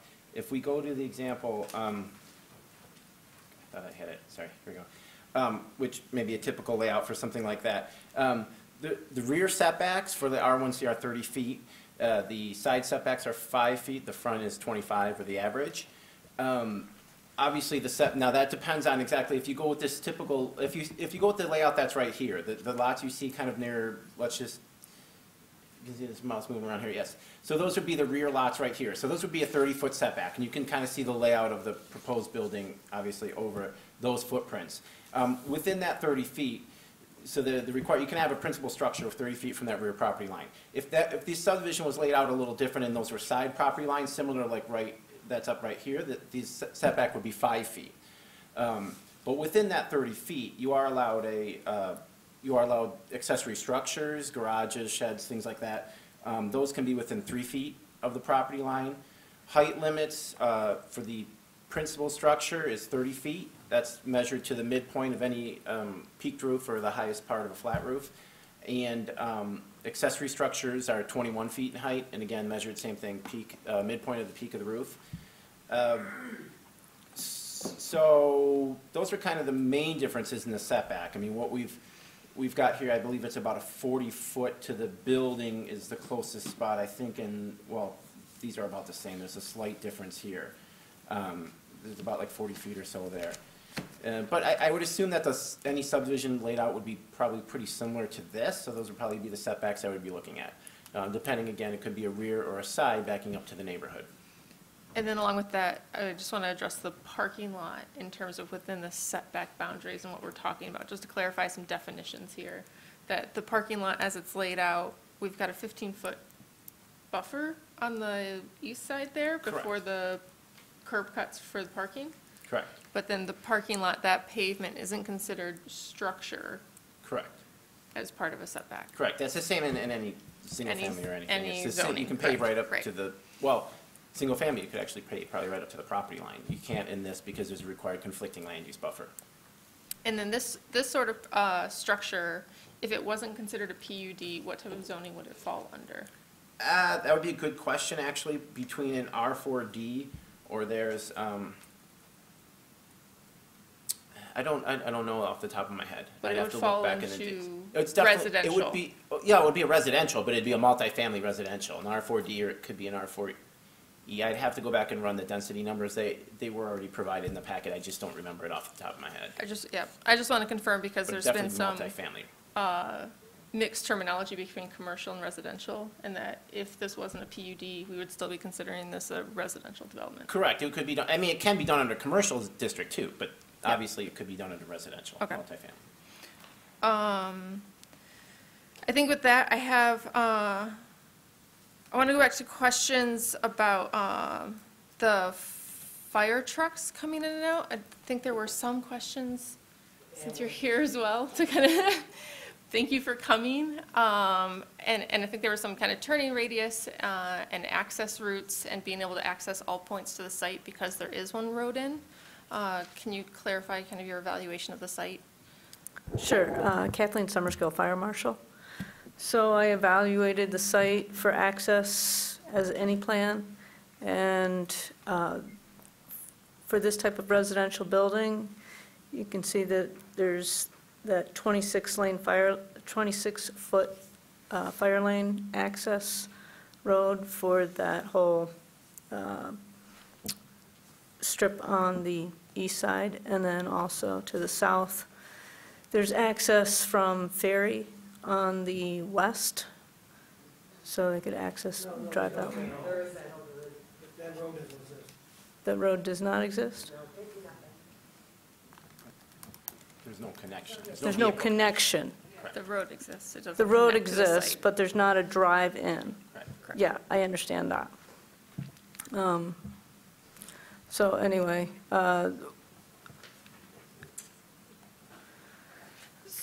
there is access. Yeah, so I think the concerns were about mainly the northwest corner and the access. If a truck could get park on the side of Jackson Road or at the end of Ferry Street, if that would be able to reach all points with a truck and a hose to all points of the building. So the hose lay, it's within the required hose lay distance, and for access, it is beyond the 150-foot distance. However, there are exceptions to that 150 feet, and one of the exceptions is a fully automatic sprinkler system, which this building does have.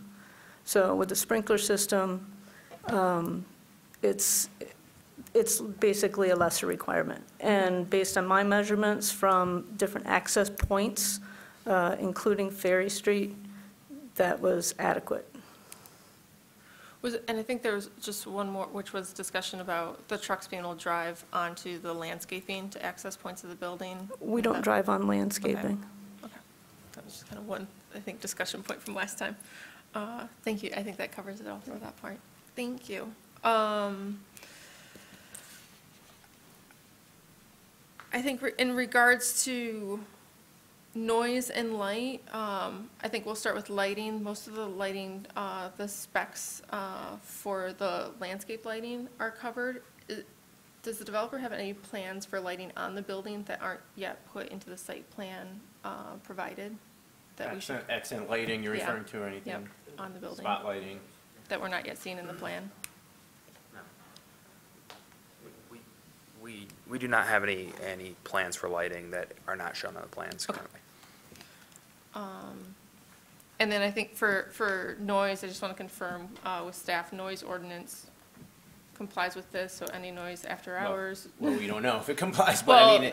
Yeah, noise ordinance would be required Correct. to comply Yes, on the site obviously, or correct. enforcement. And so per any noise on any site, resident, single family or this. That's correct. We would have the same conditions apply. Those are my questions for now until we really get into, I think, more stormwater and things. I just want to cover some of the physicality of it for now. Thanks. Commissioner Trudeau. So I have a question about the affordable housing. So can the petitioner confirm that you're intending to use low-income housing tax credits to finance this? Or can you talk a little bit about how you intend to finance the affordable housing component? Yes, I can. So we are intending to use low-income housing tax credits as a part of the financing for the development. There are two types of tax credits. There are what are called 9% tax credits, which are funded twice a year through a competitive funding round. And then there are 4% tax credits, which are tied to the issuance of tax-exempt bonds by the state. And those are on a volume cap available basis. Currently, the state uses less than 20% of its volume cap, so they're effectively a non-competitive tax credit. If a project can basically make the numbers work, so to speak, 4% tax credits are really kind of challenging to do affordable housing under because they're a pretty minimal amount of equity support. In addition to that, our planned financing structure involves the issuance of tax-exempt bonds through the Michigan State Housing Development Authority. And in addition to that, because the 4% tax credit is almost never enough to be able to provide enough equity support to develop affordable housing, the state has, or MSHDA has, created a program where they'll provide some subordinate financing to supplement that gap, and they call it their gap funding program. We actually already submitted a preliminary application and received word back at the end of September that there were, I think, 13 or 14 applications, and they have a scoring criteria for those. We were ranked #1 in the group, so the likelihood of securing the proposed financing is very high. And I guess this might be more of a question for staff, but so what happens if we approve this? We have an agreement with the PUD, and the financing falls apart, and they're unable to deliver on the affordable housing commitment, and they're no longer in compliance. Like, what process does the city go through at that point? Because the PUD ordinance requires affordable housing in some shape or form, we would ultimately require that to be compliant. If for some reason we determined it wasn't, we would likely seek to take enforcement action like we would on any violation of a zoning. That provision would be built up in our agreement with them. If for some reason they couldn't do that, the PUD ordinance does explicitly provide for a fee in lieu option as well. So one potential alternate scenario might be then to negotiate with them to satisfy that requirement through that means to help bring their site into compliance. But I think as indicated, probably first preference is to get the units. That was the only question I had that didn't relate to the plume and stormwater, so thanks. Commissioner Mills.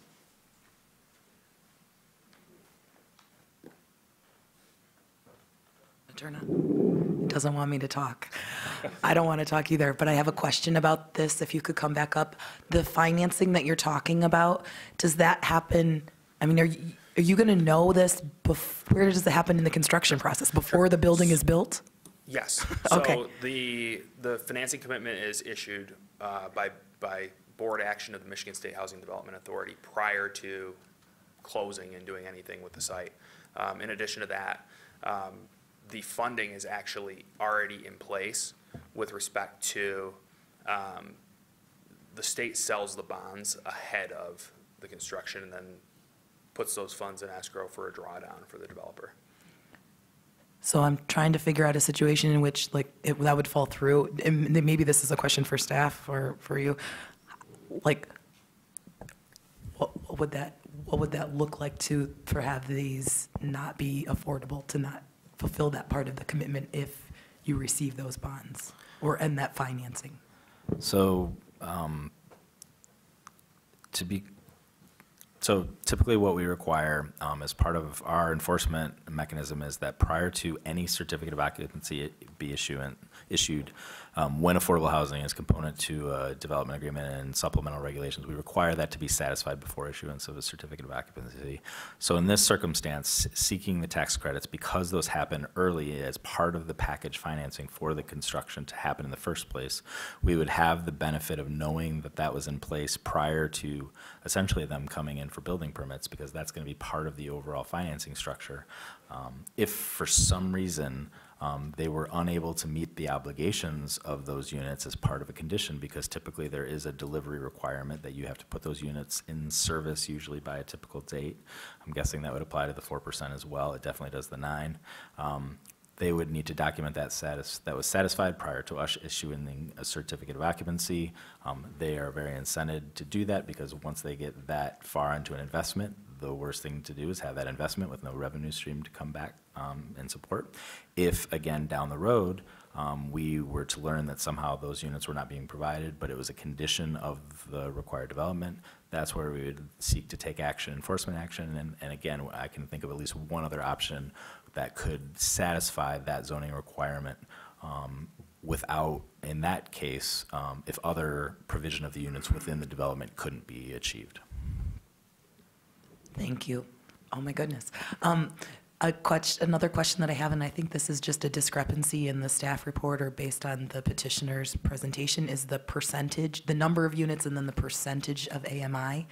The development agreement says all of them should be 50% or below AMI, and at least what's being proposed is a mix of 50 and 60. That's correct. That's just that needs to be tweaked in the development agreement as well. Okay, so Correct. what proposal, so the proposal before us is this mix of, I wrote it down, 21 units at 60% AMI and 20 units at 50% AMI, is that right? That's correct. Okay, all right, so I just want to make sure that we get that. And then, final question, probably not for you. This is for stormwater people too, maybe someone on staff. Have you had a chance to look at the public comment that we got from Mr. Rail? And can you help us understand it? And like, does it seem feasible, or can you talk us through? I just don't know what I'm looking at. I can't describe it perfectly. It didn't make 100% sense to me with the overlays. It was kind of hard to read on top of each other. I can say that the cross-section that I drew that he overlaid on top of also used boring logs from the DEQ from the wells. He referenced some reports that I did not know about. He has a lot of records that other people don't know about. So I can't speak 100% to his overlays. I apologize. This idea that there's a direct link or like a shortcut that's my words. I'm not a pathway. Is that plausible? And I think I'd like. Without seeing the boring logs that he had, I mean, I'm guessing he read them correctly, and that if that's what he drew, that's how he interpreted it. Without having those boring logs, doing it myself, I can't say 100% that that's how I would interpret it. Got it. Kevin, do you know anything about I the was just going to logs? ask if you have any further input, or just help us understand how there could be a pathway. I guess Sure. I haven't seen Roger's work, so I don't, I haven't had an opportunity to really go through it and look at it. Okay. So I really can't comment, sorry. The cross-sections, there are some generalizations made when you do a cross-section. Geology changes 5 feet from 5 feet. You're making some generalizations and connecting dots and similar lithologies. So if that's how he described it, that's. Yeah, I relied on looking at the work that was done by the city planners, and I'm in agreement with what they did. That's what I wanted to, express, is that there's a lot of variability in the geology, and you can make a picture that has a lot of crazy lines on it. Or you can make a picture in looking at the work that was done by others, and there's a bit of interpretation in his work, but it's not out of line with the industry standard, for a lack of a better description. That'd be a fair statement. Sure. So. Okay, thank you. And these two have way more expertise than I do. I am not a geologist, but I think one of the things you might be you're wrestling with is we've heard a lot of feedback based on our knowledge and our projections of what's happening here. We're proffering a project that we are recommending approval. We believe it meets our standards. We don't think it's going to pose an adverse risk to the plume. We have examples of other additions of infiltration over the plume that we have data that suggests that it is not substantive because of that depth. At the last meeting, there was discussion of a hydrological study. To be clear, I think everybody's acknowledging it. We are making assumptions, well-reasoned professional assumptions. Even with more data, there will be some level of risk. We're talking about underground, and even with a lot more data, I think it is unlikely that we are ever going to get to 100% certainty because of what we're talking about. So I know that doesn't help, but I just want to acknowledge, we recognize that we are making some professional assumptions here. We think it's on good data. We think it's on with good professionals. There could be more data. I don't know that we would ever get to a certainty. If that is something that, as you as the Planning Commission need that absolute certainty, I frankly don't know if it's attainable on this site or any site over the plume. Well, and that's why I will stop talking so that you guys don't have to listen to this. But the question that Commissioner Gabrandel asked about being able to retrofit or like to change paths if need be, that gives me at least some chance that this is not, that there is another option, that this isn't like pigeonholing us into something that is not, that we can't then stop in the future. Commissioner Ackerman. Thank you, Mr. Chair. To that point about the retrofit, and to Commissioner Gabrandel, I don't know the dynamics of our stormwater system and their infrastructure system and their impact on creek sheds. If Plan B would be underground detention in a tank, I mean, first, I guess, what would be our process and plan to analyze and assess on a regular basis, you know, have a drop dead amount, sorry, bad analogy, bad word choice, you know, have a cutoff at which point we want to see a change in system, and then what would our process to enforce that change in system be, as opposed to an option in which we say, let's go with Plan B first to get greater amounts of guarantee, which would be look to an underground detention system that would keep water within a tank as opposed to infiltrate it into the ground.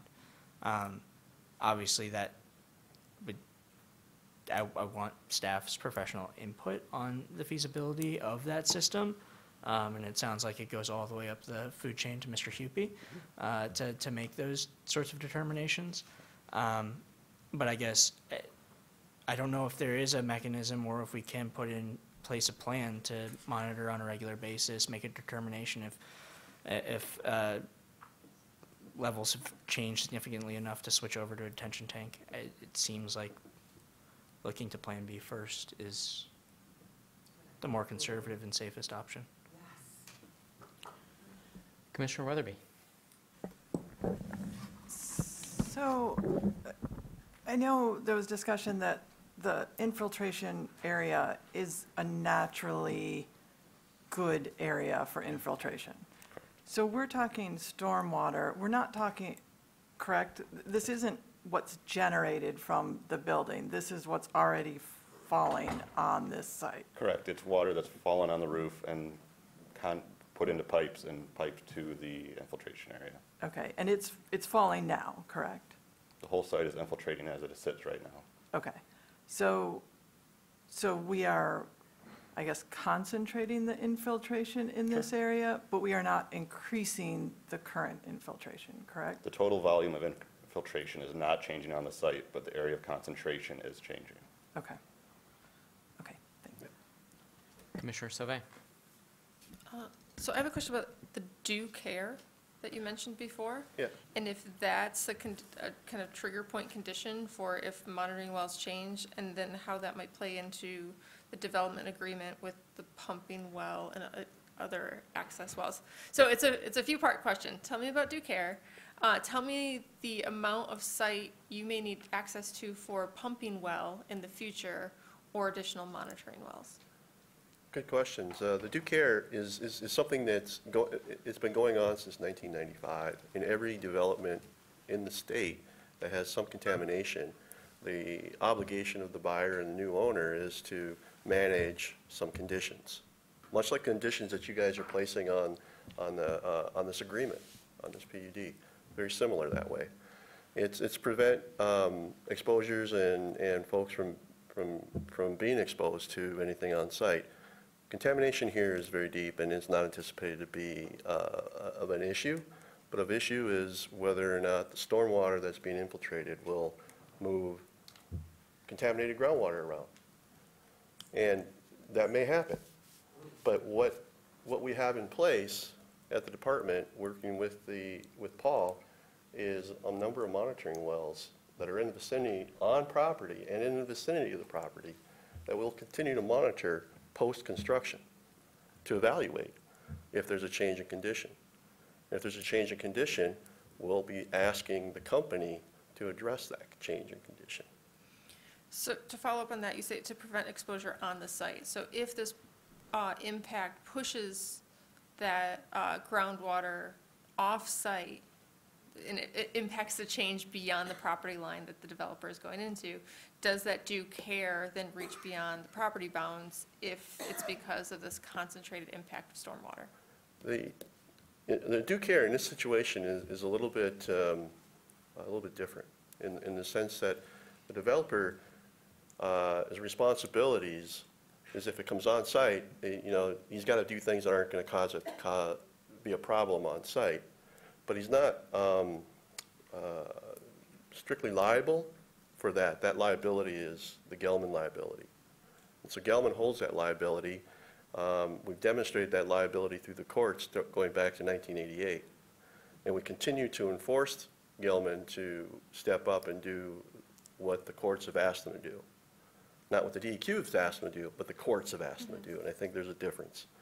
So we'll continue to work with them, monitoring, not just here, but the whole plume. The plume goes beyond Maple Road into Vets Park. And we're watching, maintaining, and asking the company to do, step up and do things, either putting more monitoring wells in or pumping. So then the kind of second piece to this is if you're monitoring and you see something, it sounds like a pumping well on site is a strategic path because there's a concentration. Yes, it's one strategic path. Yep.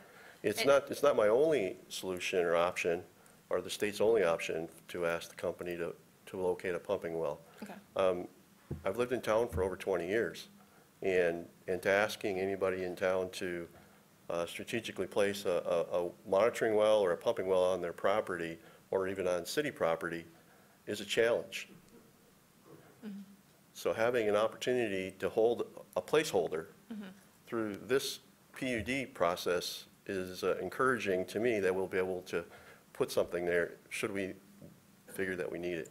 And what's this, based on the current site plan, what's the kind of space that something like this would be required for us to put in? The same way that if we're looking at Plan B for tanks for stormwater retention, what's the footprint of a pumping well and access that you'd need on site? It's pretty small. There's several on the it's the old Kmart property in that parking lot. I think we have 2 or 3 of them over there. We have some in west of the development near the Gelman property, but off property. Maybe something that takes up a space like this podium is the actual space. Everything's underground, and then it can be conveyed or pumped over to a transfer station that's over on Porter, per se. So, I mean, that's speculation right now. I just want to save the place as a potential opportunity in the future, and not miss an opportunity. And I just want to make sure, like, if we add those conditions into the development agreement, that we don't go down the road and all of a sudden throw hands up in the air and say, there's no place to actually put it, and we're back into a corner. So I want to make sure there's a place to put it and a place in the development agreement to put that language, and both would comply if we need it in the future. We're very flexible. I think we can work with a developer on doing something like that. Great. Should we, like the language has said, if we need it, we would be able to work with them. Okay. Thank you. Okay, so I think with that, I'd suggest a motion to add to the development agreement to allow access to the DEQ for additional monitoring wells and pumping well as necessary based on monitored movement? Like any change in monitored levels requiring as necessary? What did I just say, Brett? Brett is feverishly typing right now. I think just language adding a pumping well as necessary. Access for For addition. DEQ Yeah, access. pumping well and monitoring well. Second.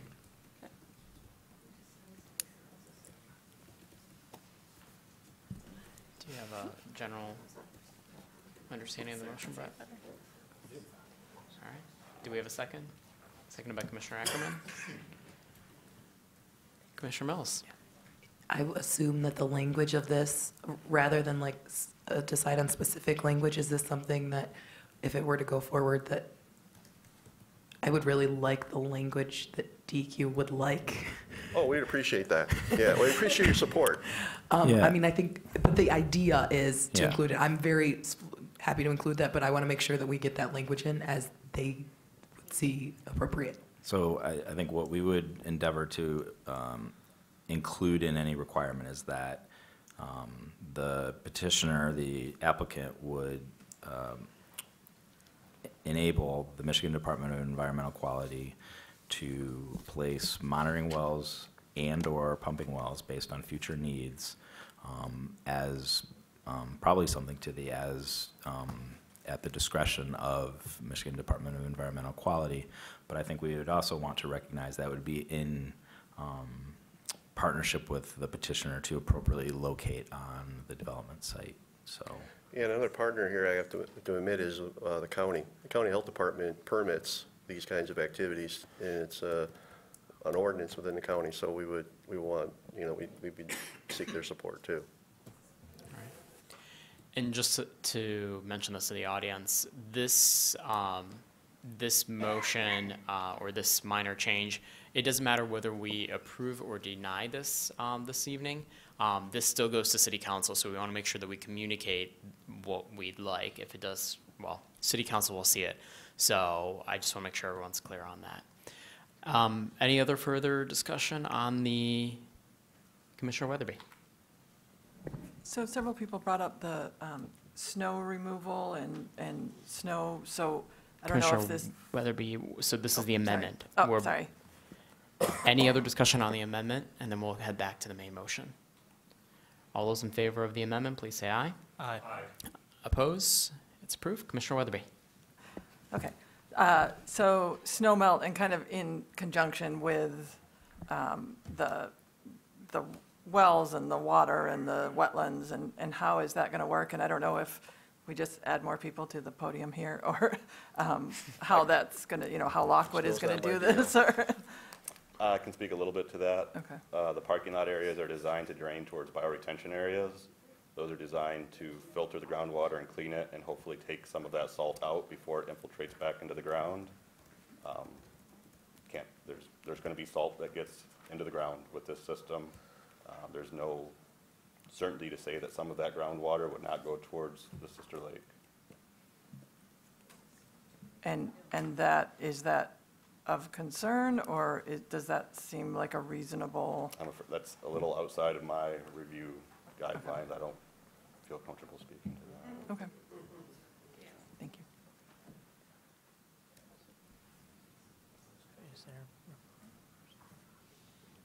Commissioner Mills. Could we ask that to the are you here for, you do the NAP? Mr. Mendel. Sorry. I think one of these things may be, we need, how do we know, first of all, is there going to be like visual evidence, like, oh yeah, there's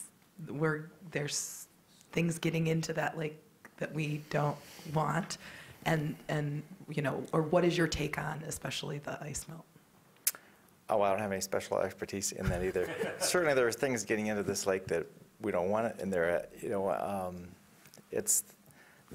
there's lots of development around the lake already, and there's runoff from the roads and things. We had the Clean Lake study done back in the mid-90s that recommended different solutions for trying to reduce runoff into the lake through storm cleaning or more frequent street cleaning and all those sorts of things. So any additional salt in there is not a good thing. I don't think you're going to be able to see any changes from this how much additional comes from this piece of property versus the entire watershed, and there is a hard thing to measure.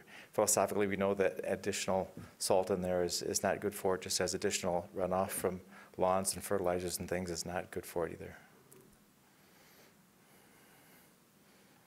That's about the best I can give you.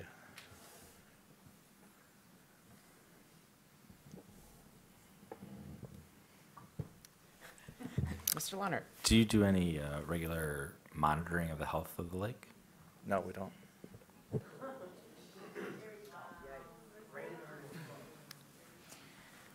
Commissioner Gibrandal. Does the city have any jurisdiction if this were zoned the way it went forward with zoning that were single family, that we would have any influence over what those homeowners would do on their own properties in terms of salt? No, we wouldn't. I think, sure, single-family homeowners, we have no control over what they put on their lawns or driveways, whether they put salt and things down there. We have some control through a PUD, but we don't have any other control through private homeowners, single-family homes. Thank you.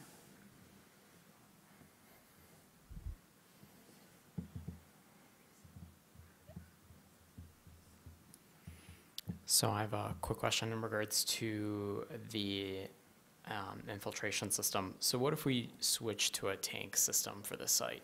Can you just walk us through it a little bit more as to how that would work? And Yep. So it'd be a similar design layout if you were looking at it from the top. Instead of the infiltration basin, there'd be a series of underground tanks, roof leaders leading to those as well. There is no storm sewer available on Jackson Road right in front of this property, so it would outlet at a controlled rate to the ditch in the front, which ultimately flows from west to east. I don't know where its terminus is. I believe it's the sister lake there. Okay. Thank you. Yep.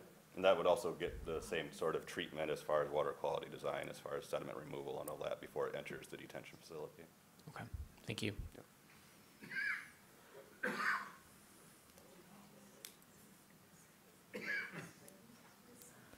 Further discussion? I know it's also, we're beyond our 9 o'clock break. I'm happy to continue discussion, or we can take a break at this point. If anyone, looks like we're moving forward. Commissioner Trudeau. Yeah, I mean, I think the thing that I keep coming back to is with the current zoning, which the neighborhood says they would be happy to accept,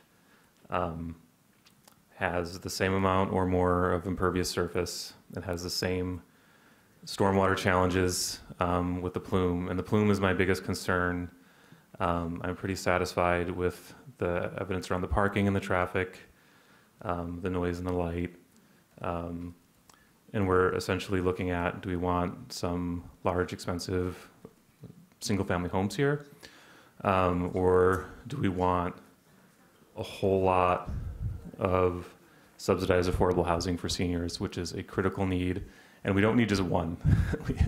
If there are other places these could be built and there are developers who want to build them, we could handle a few of these. We've got an aging population, and we're not all wealthy. And so we need these homes, and from the perspective of the city as a whole, that's a huge benefit. And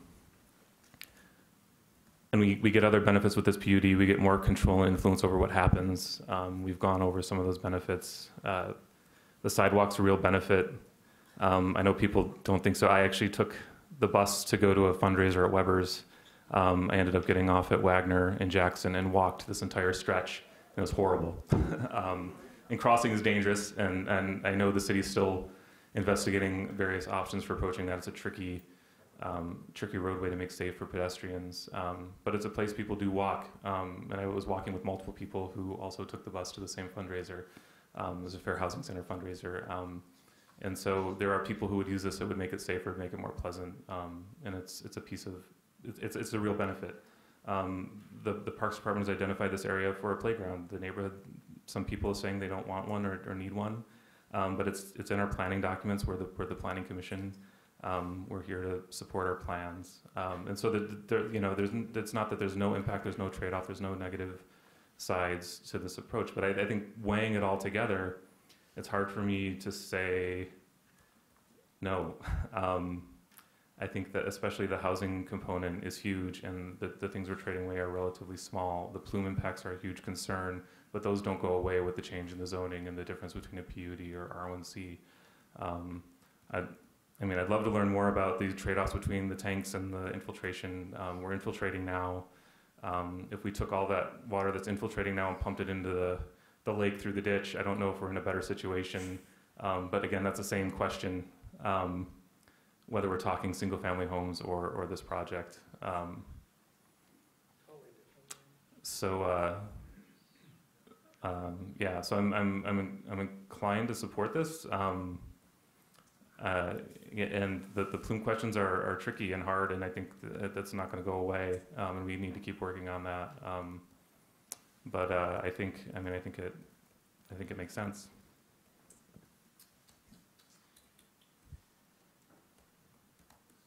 Commissioner Mills. You are totally right. I couldn't help myself, even though I have no voice. But Commissioner Trudeau said almost everything that I wanted to say, and what he didn't say, Commissioner Sauvé said earlier, which was pointing out that our master plan calls for residential. This is something that we classify as residential, and so that's among the reasons that I think that this is consistent, not just with all of those other elements of our master plan that were articulated, but in terms of this specific area, it is residential.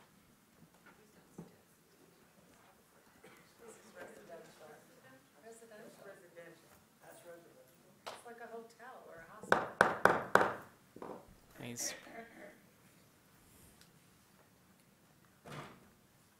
Further discussion? Commissioner Ackerman. Thank you, Mr. Chair. I just want to summarize what we just heard about the difference between the detention tank versus the current plan to infiltrate, just to restate it to make sure that I can express it correctly and that I understand it correctly. If we were to infiltrate, the stormwater will go where it goes now, which to some extent is an unknown, but likely towards the sister lakes. There is a good chance that there's a layer of clay between the surface and the plume, although we don't have a full data set to be able to speak with certainty. So there could still be impact to the plume, and that we're adding volume and so dispersing the contamination. The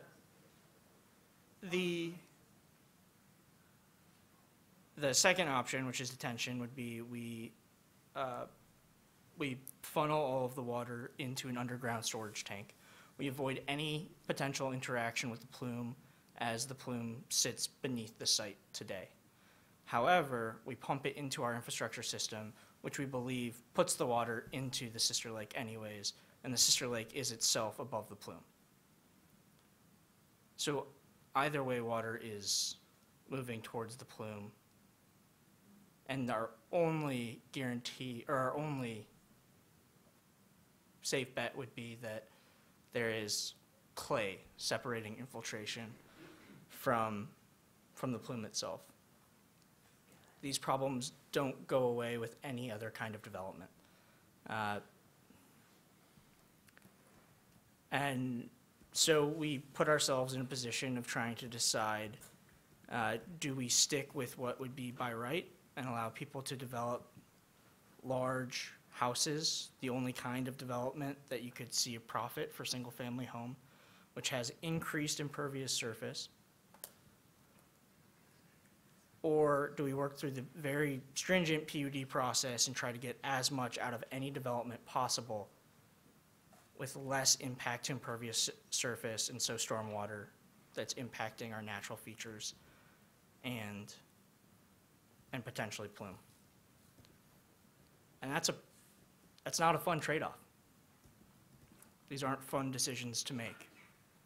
And they impact people's ease as they drink their tap water, as they walk in the park next to their house. And the decision would be easier if this was a single-family home. I wouldn't like to vote yes, but I would have to because that would be state law that it's just by right. And it would actually be scarier for the people who live next door. And so with that limited trade-off, I have to look to PUD as the better option than any by right development. And that the added benefit of 41 units of affordable housing, of a specific type of affordable housing that we do not have, and that we will desperately need over the course of the next 20 years, pushes this to the slightest hair of in the yes direction. I'll leave it there. I am grateful that we've seen changes to the site plan that I think better the interaction with the neighbors. They're not perfect. They never will be. But I'm glad there's at least 41 feet of separation between this building and any neighbor. I'm glad there's landscaping separating those 41 feet. I'm glad that the height is only 45 feet. I'm glad that we reduced the square footage by 6,000 feet. I'm glad that we reduced the parking and moved it away from the neighbors. I'm glad that we moved the loading zone away from neighbors' properties. I think we have some guarantees in operations in the development agreement that will allow our community and the neighbors to hold this developer accountable to those. If you happen to be on their property and you see a sand and salt mix that isn't appropriate, you call us immediately. If you see more than 2 to 4 commercial loading and unloading trips a week, you call us because they're out of compliance. If any light is escaping their property line, you call us. And I think that's it's not a fun trade-off, but it's the trade-off I think we have to make.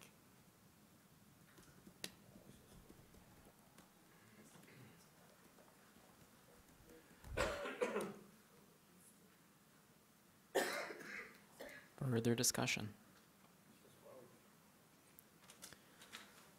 So, I'm I used to live on Dolph Drive, corner of Dolph and Sunnywood, and I used to spend a lot of time in the nature area, and so I'm saddened to see that this is what's going on here.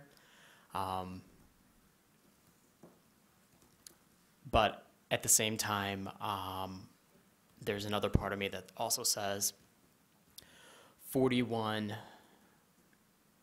affordable housing units, it still remains residential.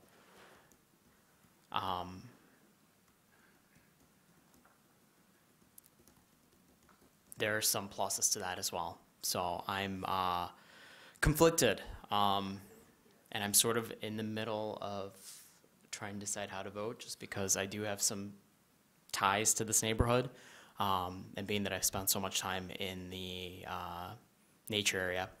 But I think also at this point, we need to make a decision. We need to vote on it so that it can move on to city council and go from there. So I would like to see others comment on this while I think about it some more.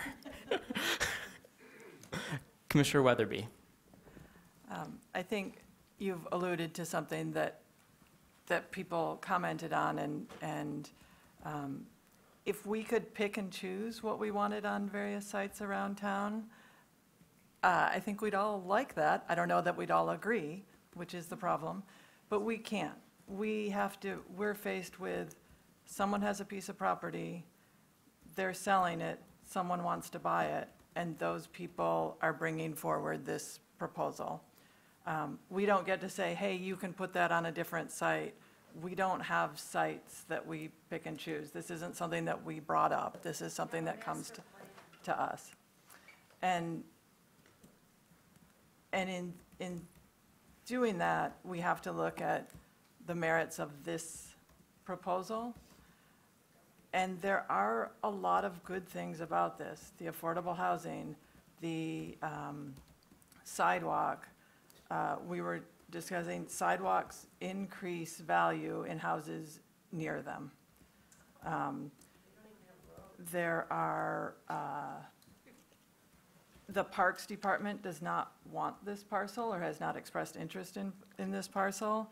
So it will be sold to something, and that something would be this. This something could be a development of single-family houses, which are probably worse for the environment and less able to, we can't monitor them at all. We can't, I had a neighbor once who made the comment that she liked to use DDT on the ants' nests around her house.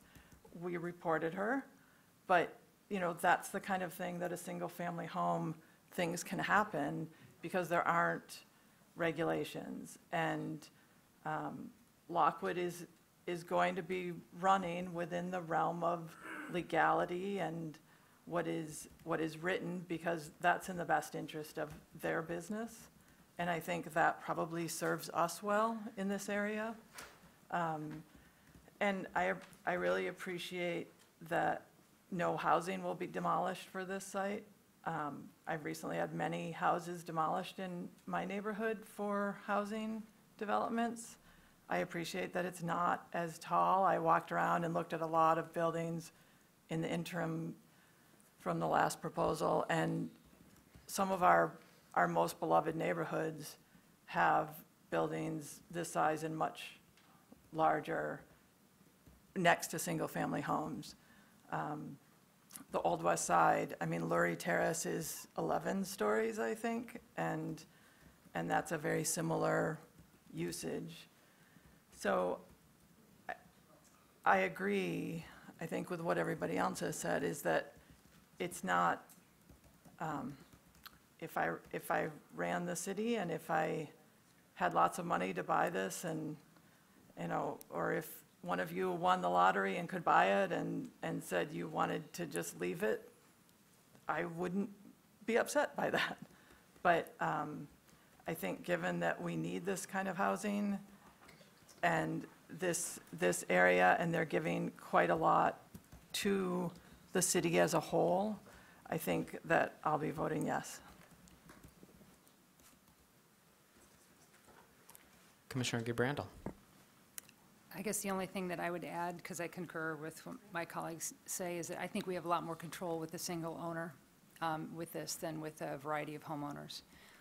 So the salt, the stormwater, all those pieces, I think that we just have much more ability to be able to manage things in the future with one entity that is trying to get through the system and cooperate than when it gets sold off to 8 or 10 individual homeowners who can really pretty much do what they want and have those lights turned directly, glaring into your house, so that we don't regulate them in the same way that we do a development. So actually, we have a whole lot more control with this system than we do if it were a bunch of single-family homes.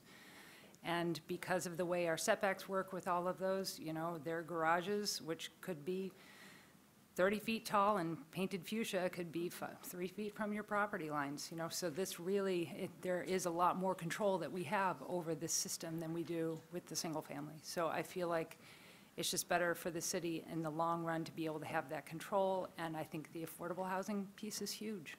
So I support it for those reasons, and I also feel like there's an amazing park system there that's one of the biggest in the city, and adding to it doesn't make much sense to me. I think it's a great system that what is there, and that it makes sense to have access for people around it to use it, and this is one of those possibilities, just like you all have the possibility of having your home around that park. Can I just ask one? I'm sorry, this is just for Planning Commission discussion at this time.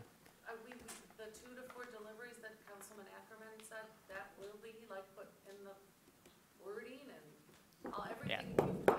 Sorry, this is for Planning Commission discussion right now. Well, you're talking to us, so that's why I asked. I mean, she was out talking to me, I felt like. Commissioner Sauvé. So I'll do a follow-up in terms of clarifying all the development agreement details that are incorporated. Right now, we have the motion that was put on the table today as accepted. Can we confirm salt sand mixture is part of the development agreement as written? Yes. It can be, it hasn't been moved to be. Correct. It hasn't been added. No, okay.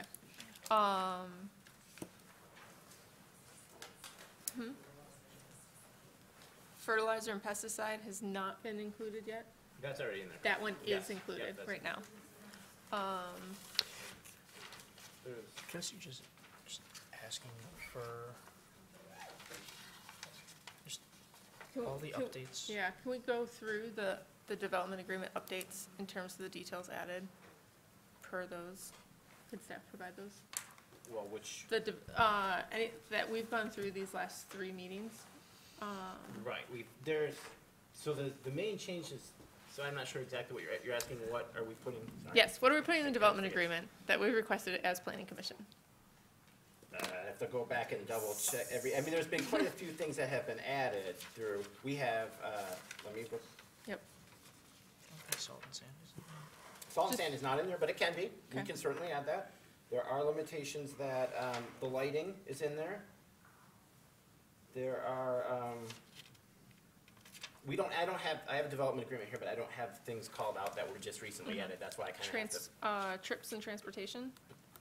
Well, we don't have that in there. I don't Okay. know. That wouldn't typically be, I No, don't think we would add as an that to the operational development thing. agreement. Correct. So We can if I certainly can add- clarify, so would your intention be as part of the motion to restrict the number of trips? That is, if they went over 4 trips, that they'd be in violation? So this gets to my point. I would encourage if, as we get into operational things like that, it's very difficult to enforce. We can put it in a development agreement, but I can tell you it's just going to be difficult to measure and monitor. So my first lens of advice would be to, for your action to be based on the operation as represented. I'm not saying we can't put that in the development agreement. I just want to be clear that that is quite a bit different than a level in the monitoring well, which is very defined and static and can be more easily verified.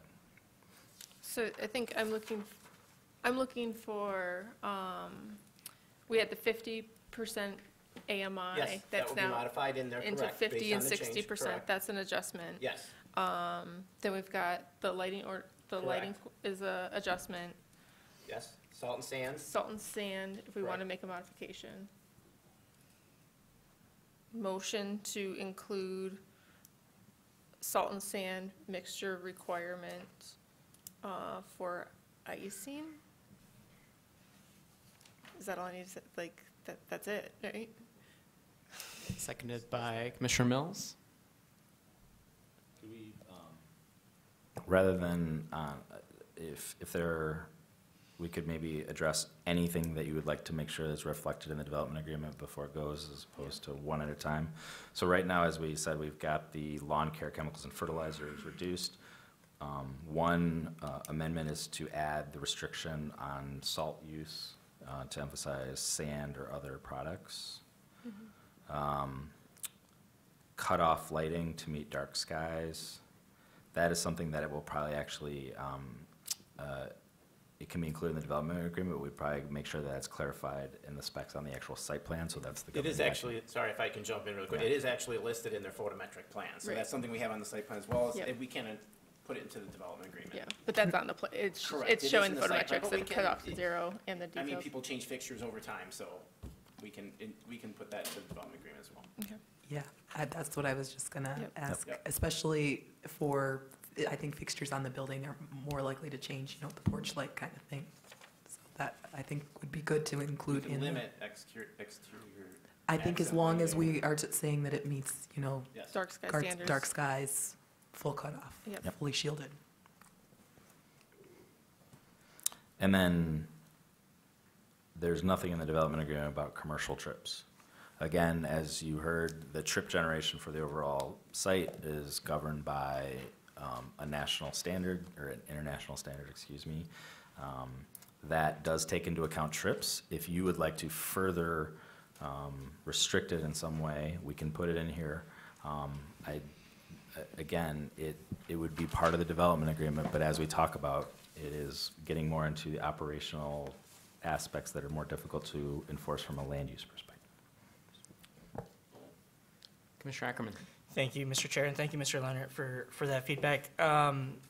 Let me know if this is doable. I think it would be easier to enforce and perhaps meet some of the residents' concerns if maybe we limited the hours in which those deliveries can happen. Is that a legal mechanism that we can apply? So if the concern is the noise of commercial loading and unloading in the rear of the building, then perhaps limiting it to the middle of the day when fewer neighbors are home. I mean, that seems more consistent with other action that the Planning Commission has taken with other businesses adjacent to residential areas and sort of limiting hours of operation. So that does seem better to me. That is probably also more consistent with the city general nuisance noise requirements, which require higher nuisance activities to occur within certain hours. Could I suggest and I want to just make sure this is viable to the developer as well, but like a 12 p.m. to 3 p.m. window, is that? Well, 7 a.m. to 10 p.m. is current noise ordinance bounding time frame, correct? Yeah. So what we'd be doing is restricting beyond less than 7 a.m. to 10 p.m. And so if anything, it would be to like 8 p.m. At the very least, business hours is what I would Business hours? say, at the very least. 9 to 5. Commissioner Mills? So there are some things, like what kind of salt gets applied, that the developer has, that the site owner has control over. Scheduled deliveries, perhaps they have control over, but what I worry about is like when during the holiday season, the UPS truck shows up at your house, right? So that's among the things that I think, and then parsing out between what are these scheduled deliveries versus somebody shows up with the flower truck, like, I think that that's kind of hard. So that's where I feel like in terms of some of these deliveries, they may not have control over all of them, and I think it's really hard to enforce from a staff's perspective, to enforce this if we don't know if they arranged it or if it's their residents who called. And again, living right next to Lurie Terrace, they are my next door neighbors. We don't see very many delivery trucks. I understand the concern. I would imagine that we would. I've really been on the lookout for the last 6 months about this, but it's just, I think it's hard to enforce something that they may not have control over. Commissioner Ackerman. Could I suggest then limiting the hours of use of the loading and unloading dock in the rear of the building? So I would imagine a UPS or a flower delivery could use the front entrance very far away from neighbors, blocked by the building. But the use of the loading and unloading dock is, right there. It's been moved a couple times, but. So, I mean, business hours, Because you're the one who looked the most skeptical of my original proposal. 8 to 6, you know what I mean? That just seems like, people are out and about at that point. That would be if I were to say it, that's what I would say. If I may ask the petitioner if they have a comment on if we limited loading dock hours to 8 to 6, what your reaction is? Business hours would be fine. We typically are staff in the kitchen starting for breakfast, but it's usually only, because it's a lighter meal service, usually on one person, so we wouldn't schedule deliveries during that time anyway, because there wouldn't be anybody to handle the receiving and packing into the fridge or wherever it would go. So 8 to 5, 9 to 5 would be reasonable for us. I'd make a motion to add limited use of the loading and unloading dock between the hours of 9 a.m. and 5 p.m. So I think we have a motion just to Oh, I'm sorry. change That's things right. in the Yep, yep. development agreement, so I think that's part of it. Great. We do a bundle-friendly motion? Bundle-friendly motion. Further discussion on the amendment to the development agreement? All in favor, please say aye. Aye. Oppose? Further discussion. So I was going back and forth on this, and I think being on the planning commission for as long as I've been now, so this is year 4, maybe potentially 5, we've never gone through the process of adding so many things to the development agreement. And even though this is this is going to city council, I think that has secured my no vote on this, because I think we're trying really hard here, and even though there's huge benefits, we're still trying really hard here. So that's my rationale for my vote. I think is we're trying really hard with the development agreement to make everything work, but we're trying really hard. Further discussion? All those in favor, please say aye. Aye. Oppose? Nay? It is approved, and it's going on to city council. Shall we take a break, or shall we keep moving forward? I say keep, Annexation. All right, let's keep on moving forward since no one's pushing for a break.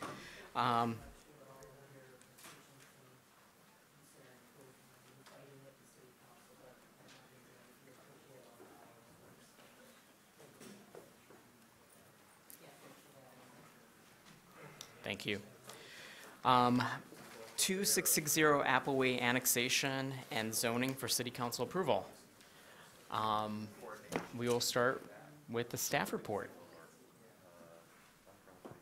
Okay, thank you. 2660 Appleway, it's a single-family parcel scheduled for annexation. The proposed zoning would be an R1B zoning, which is consistent with the adjacent neighborhood.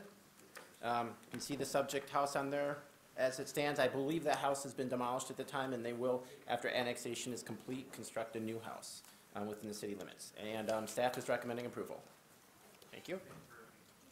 Thank you. At this time, I'd like to open for a public hearing. Is there anyone in the audience who wishes to address the Planning Commission in regards to this petition? It's my house, if anyone. By the way, I was 5 minutes late, so I thank you guys for putting me second on the agenda. Thank you. Seeing nobody else, I will close the public hearing, and we will, and I will read the motion. The Ann Arbor City Planning Commission hereby recommends that the mayor and city council approve 2660 Appleway Annexation and R1B Single-Family Dwelling District zoning. Do you have a commissioner that will move? Moved by Commissioner Mills, seconded by Commissioner Gabrandel. Is there any discussion? All those in favor, please say aye. Aye. Oppose? It is approved. Thank you. Thank you so much. I never thought Tuesday night was going to be this interesting. that was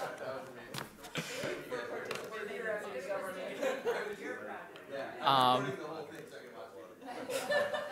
We will now move on to audience participation. Is there anyone in the audience who wishes to address the Planning Commission? Seeing nobody, we will move on to commission proposed business. Is there any commission proposed business at this time? Seeing no one, do I have a motion to adjourn? Moved by Commissioner Gabrandel, seconded by Commissioner Trudeau. We are adjourned. Thank you.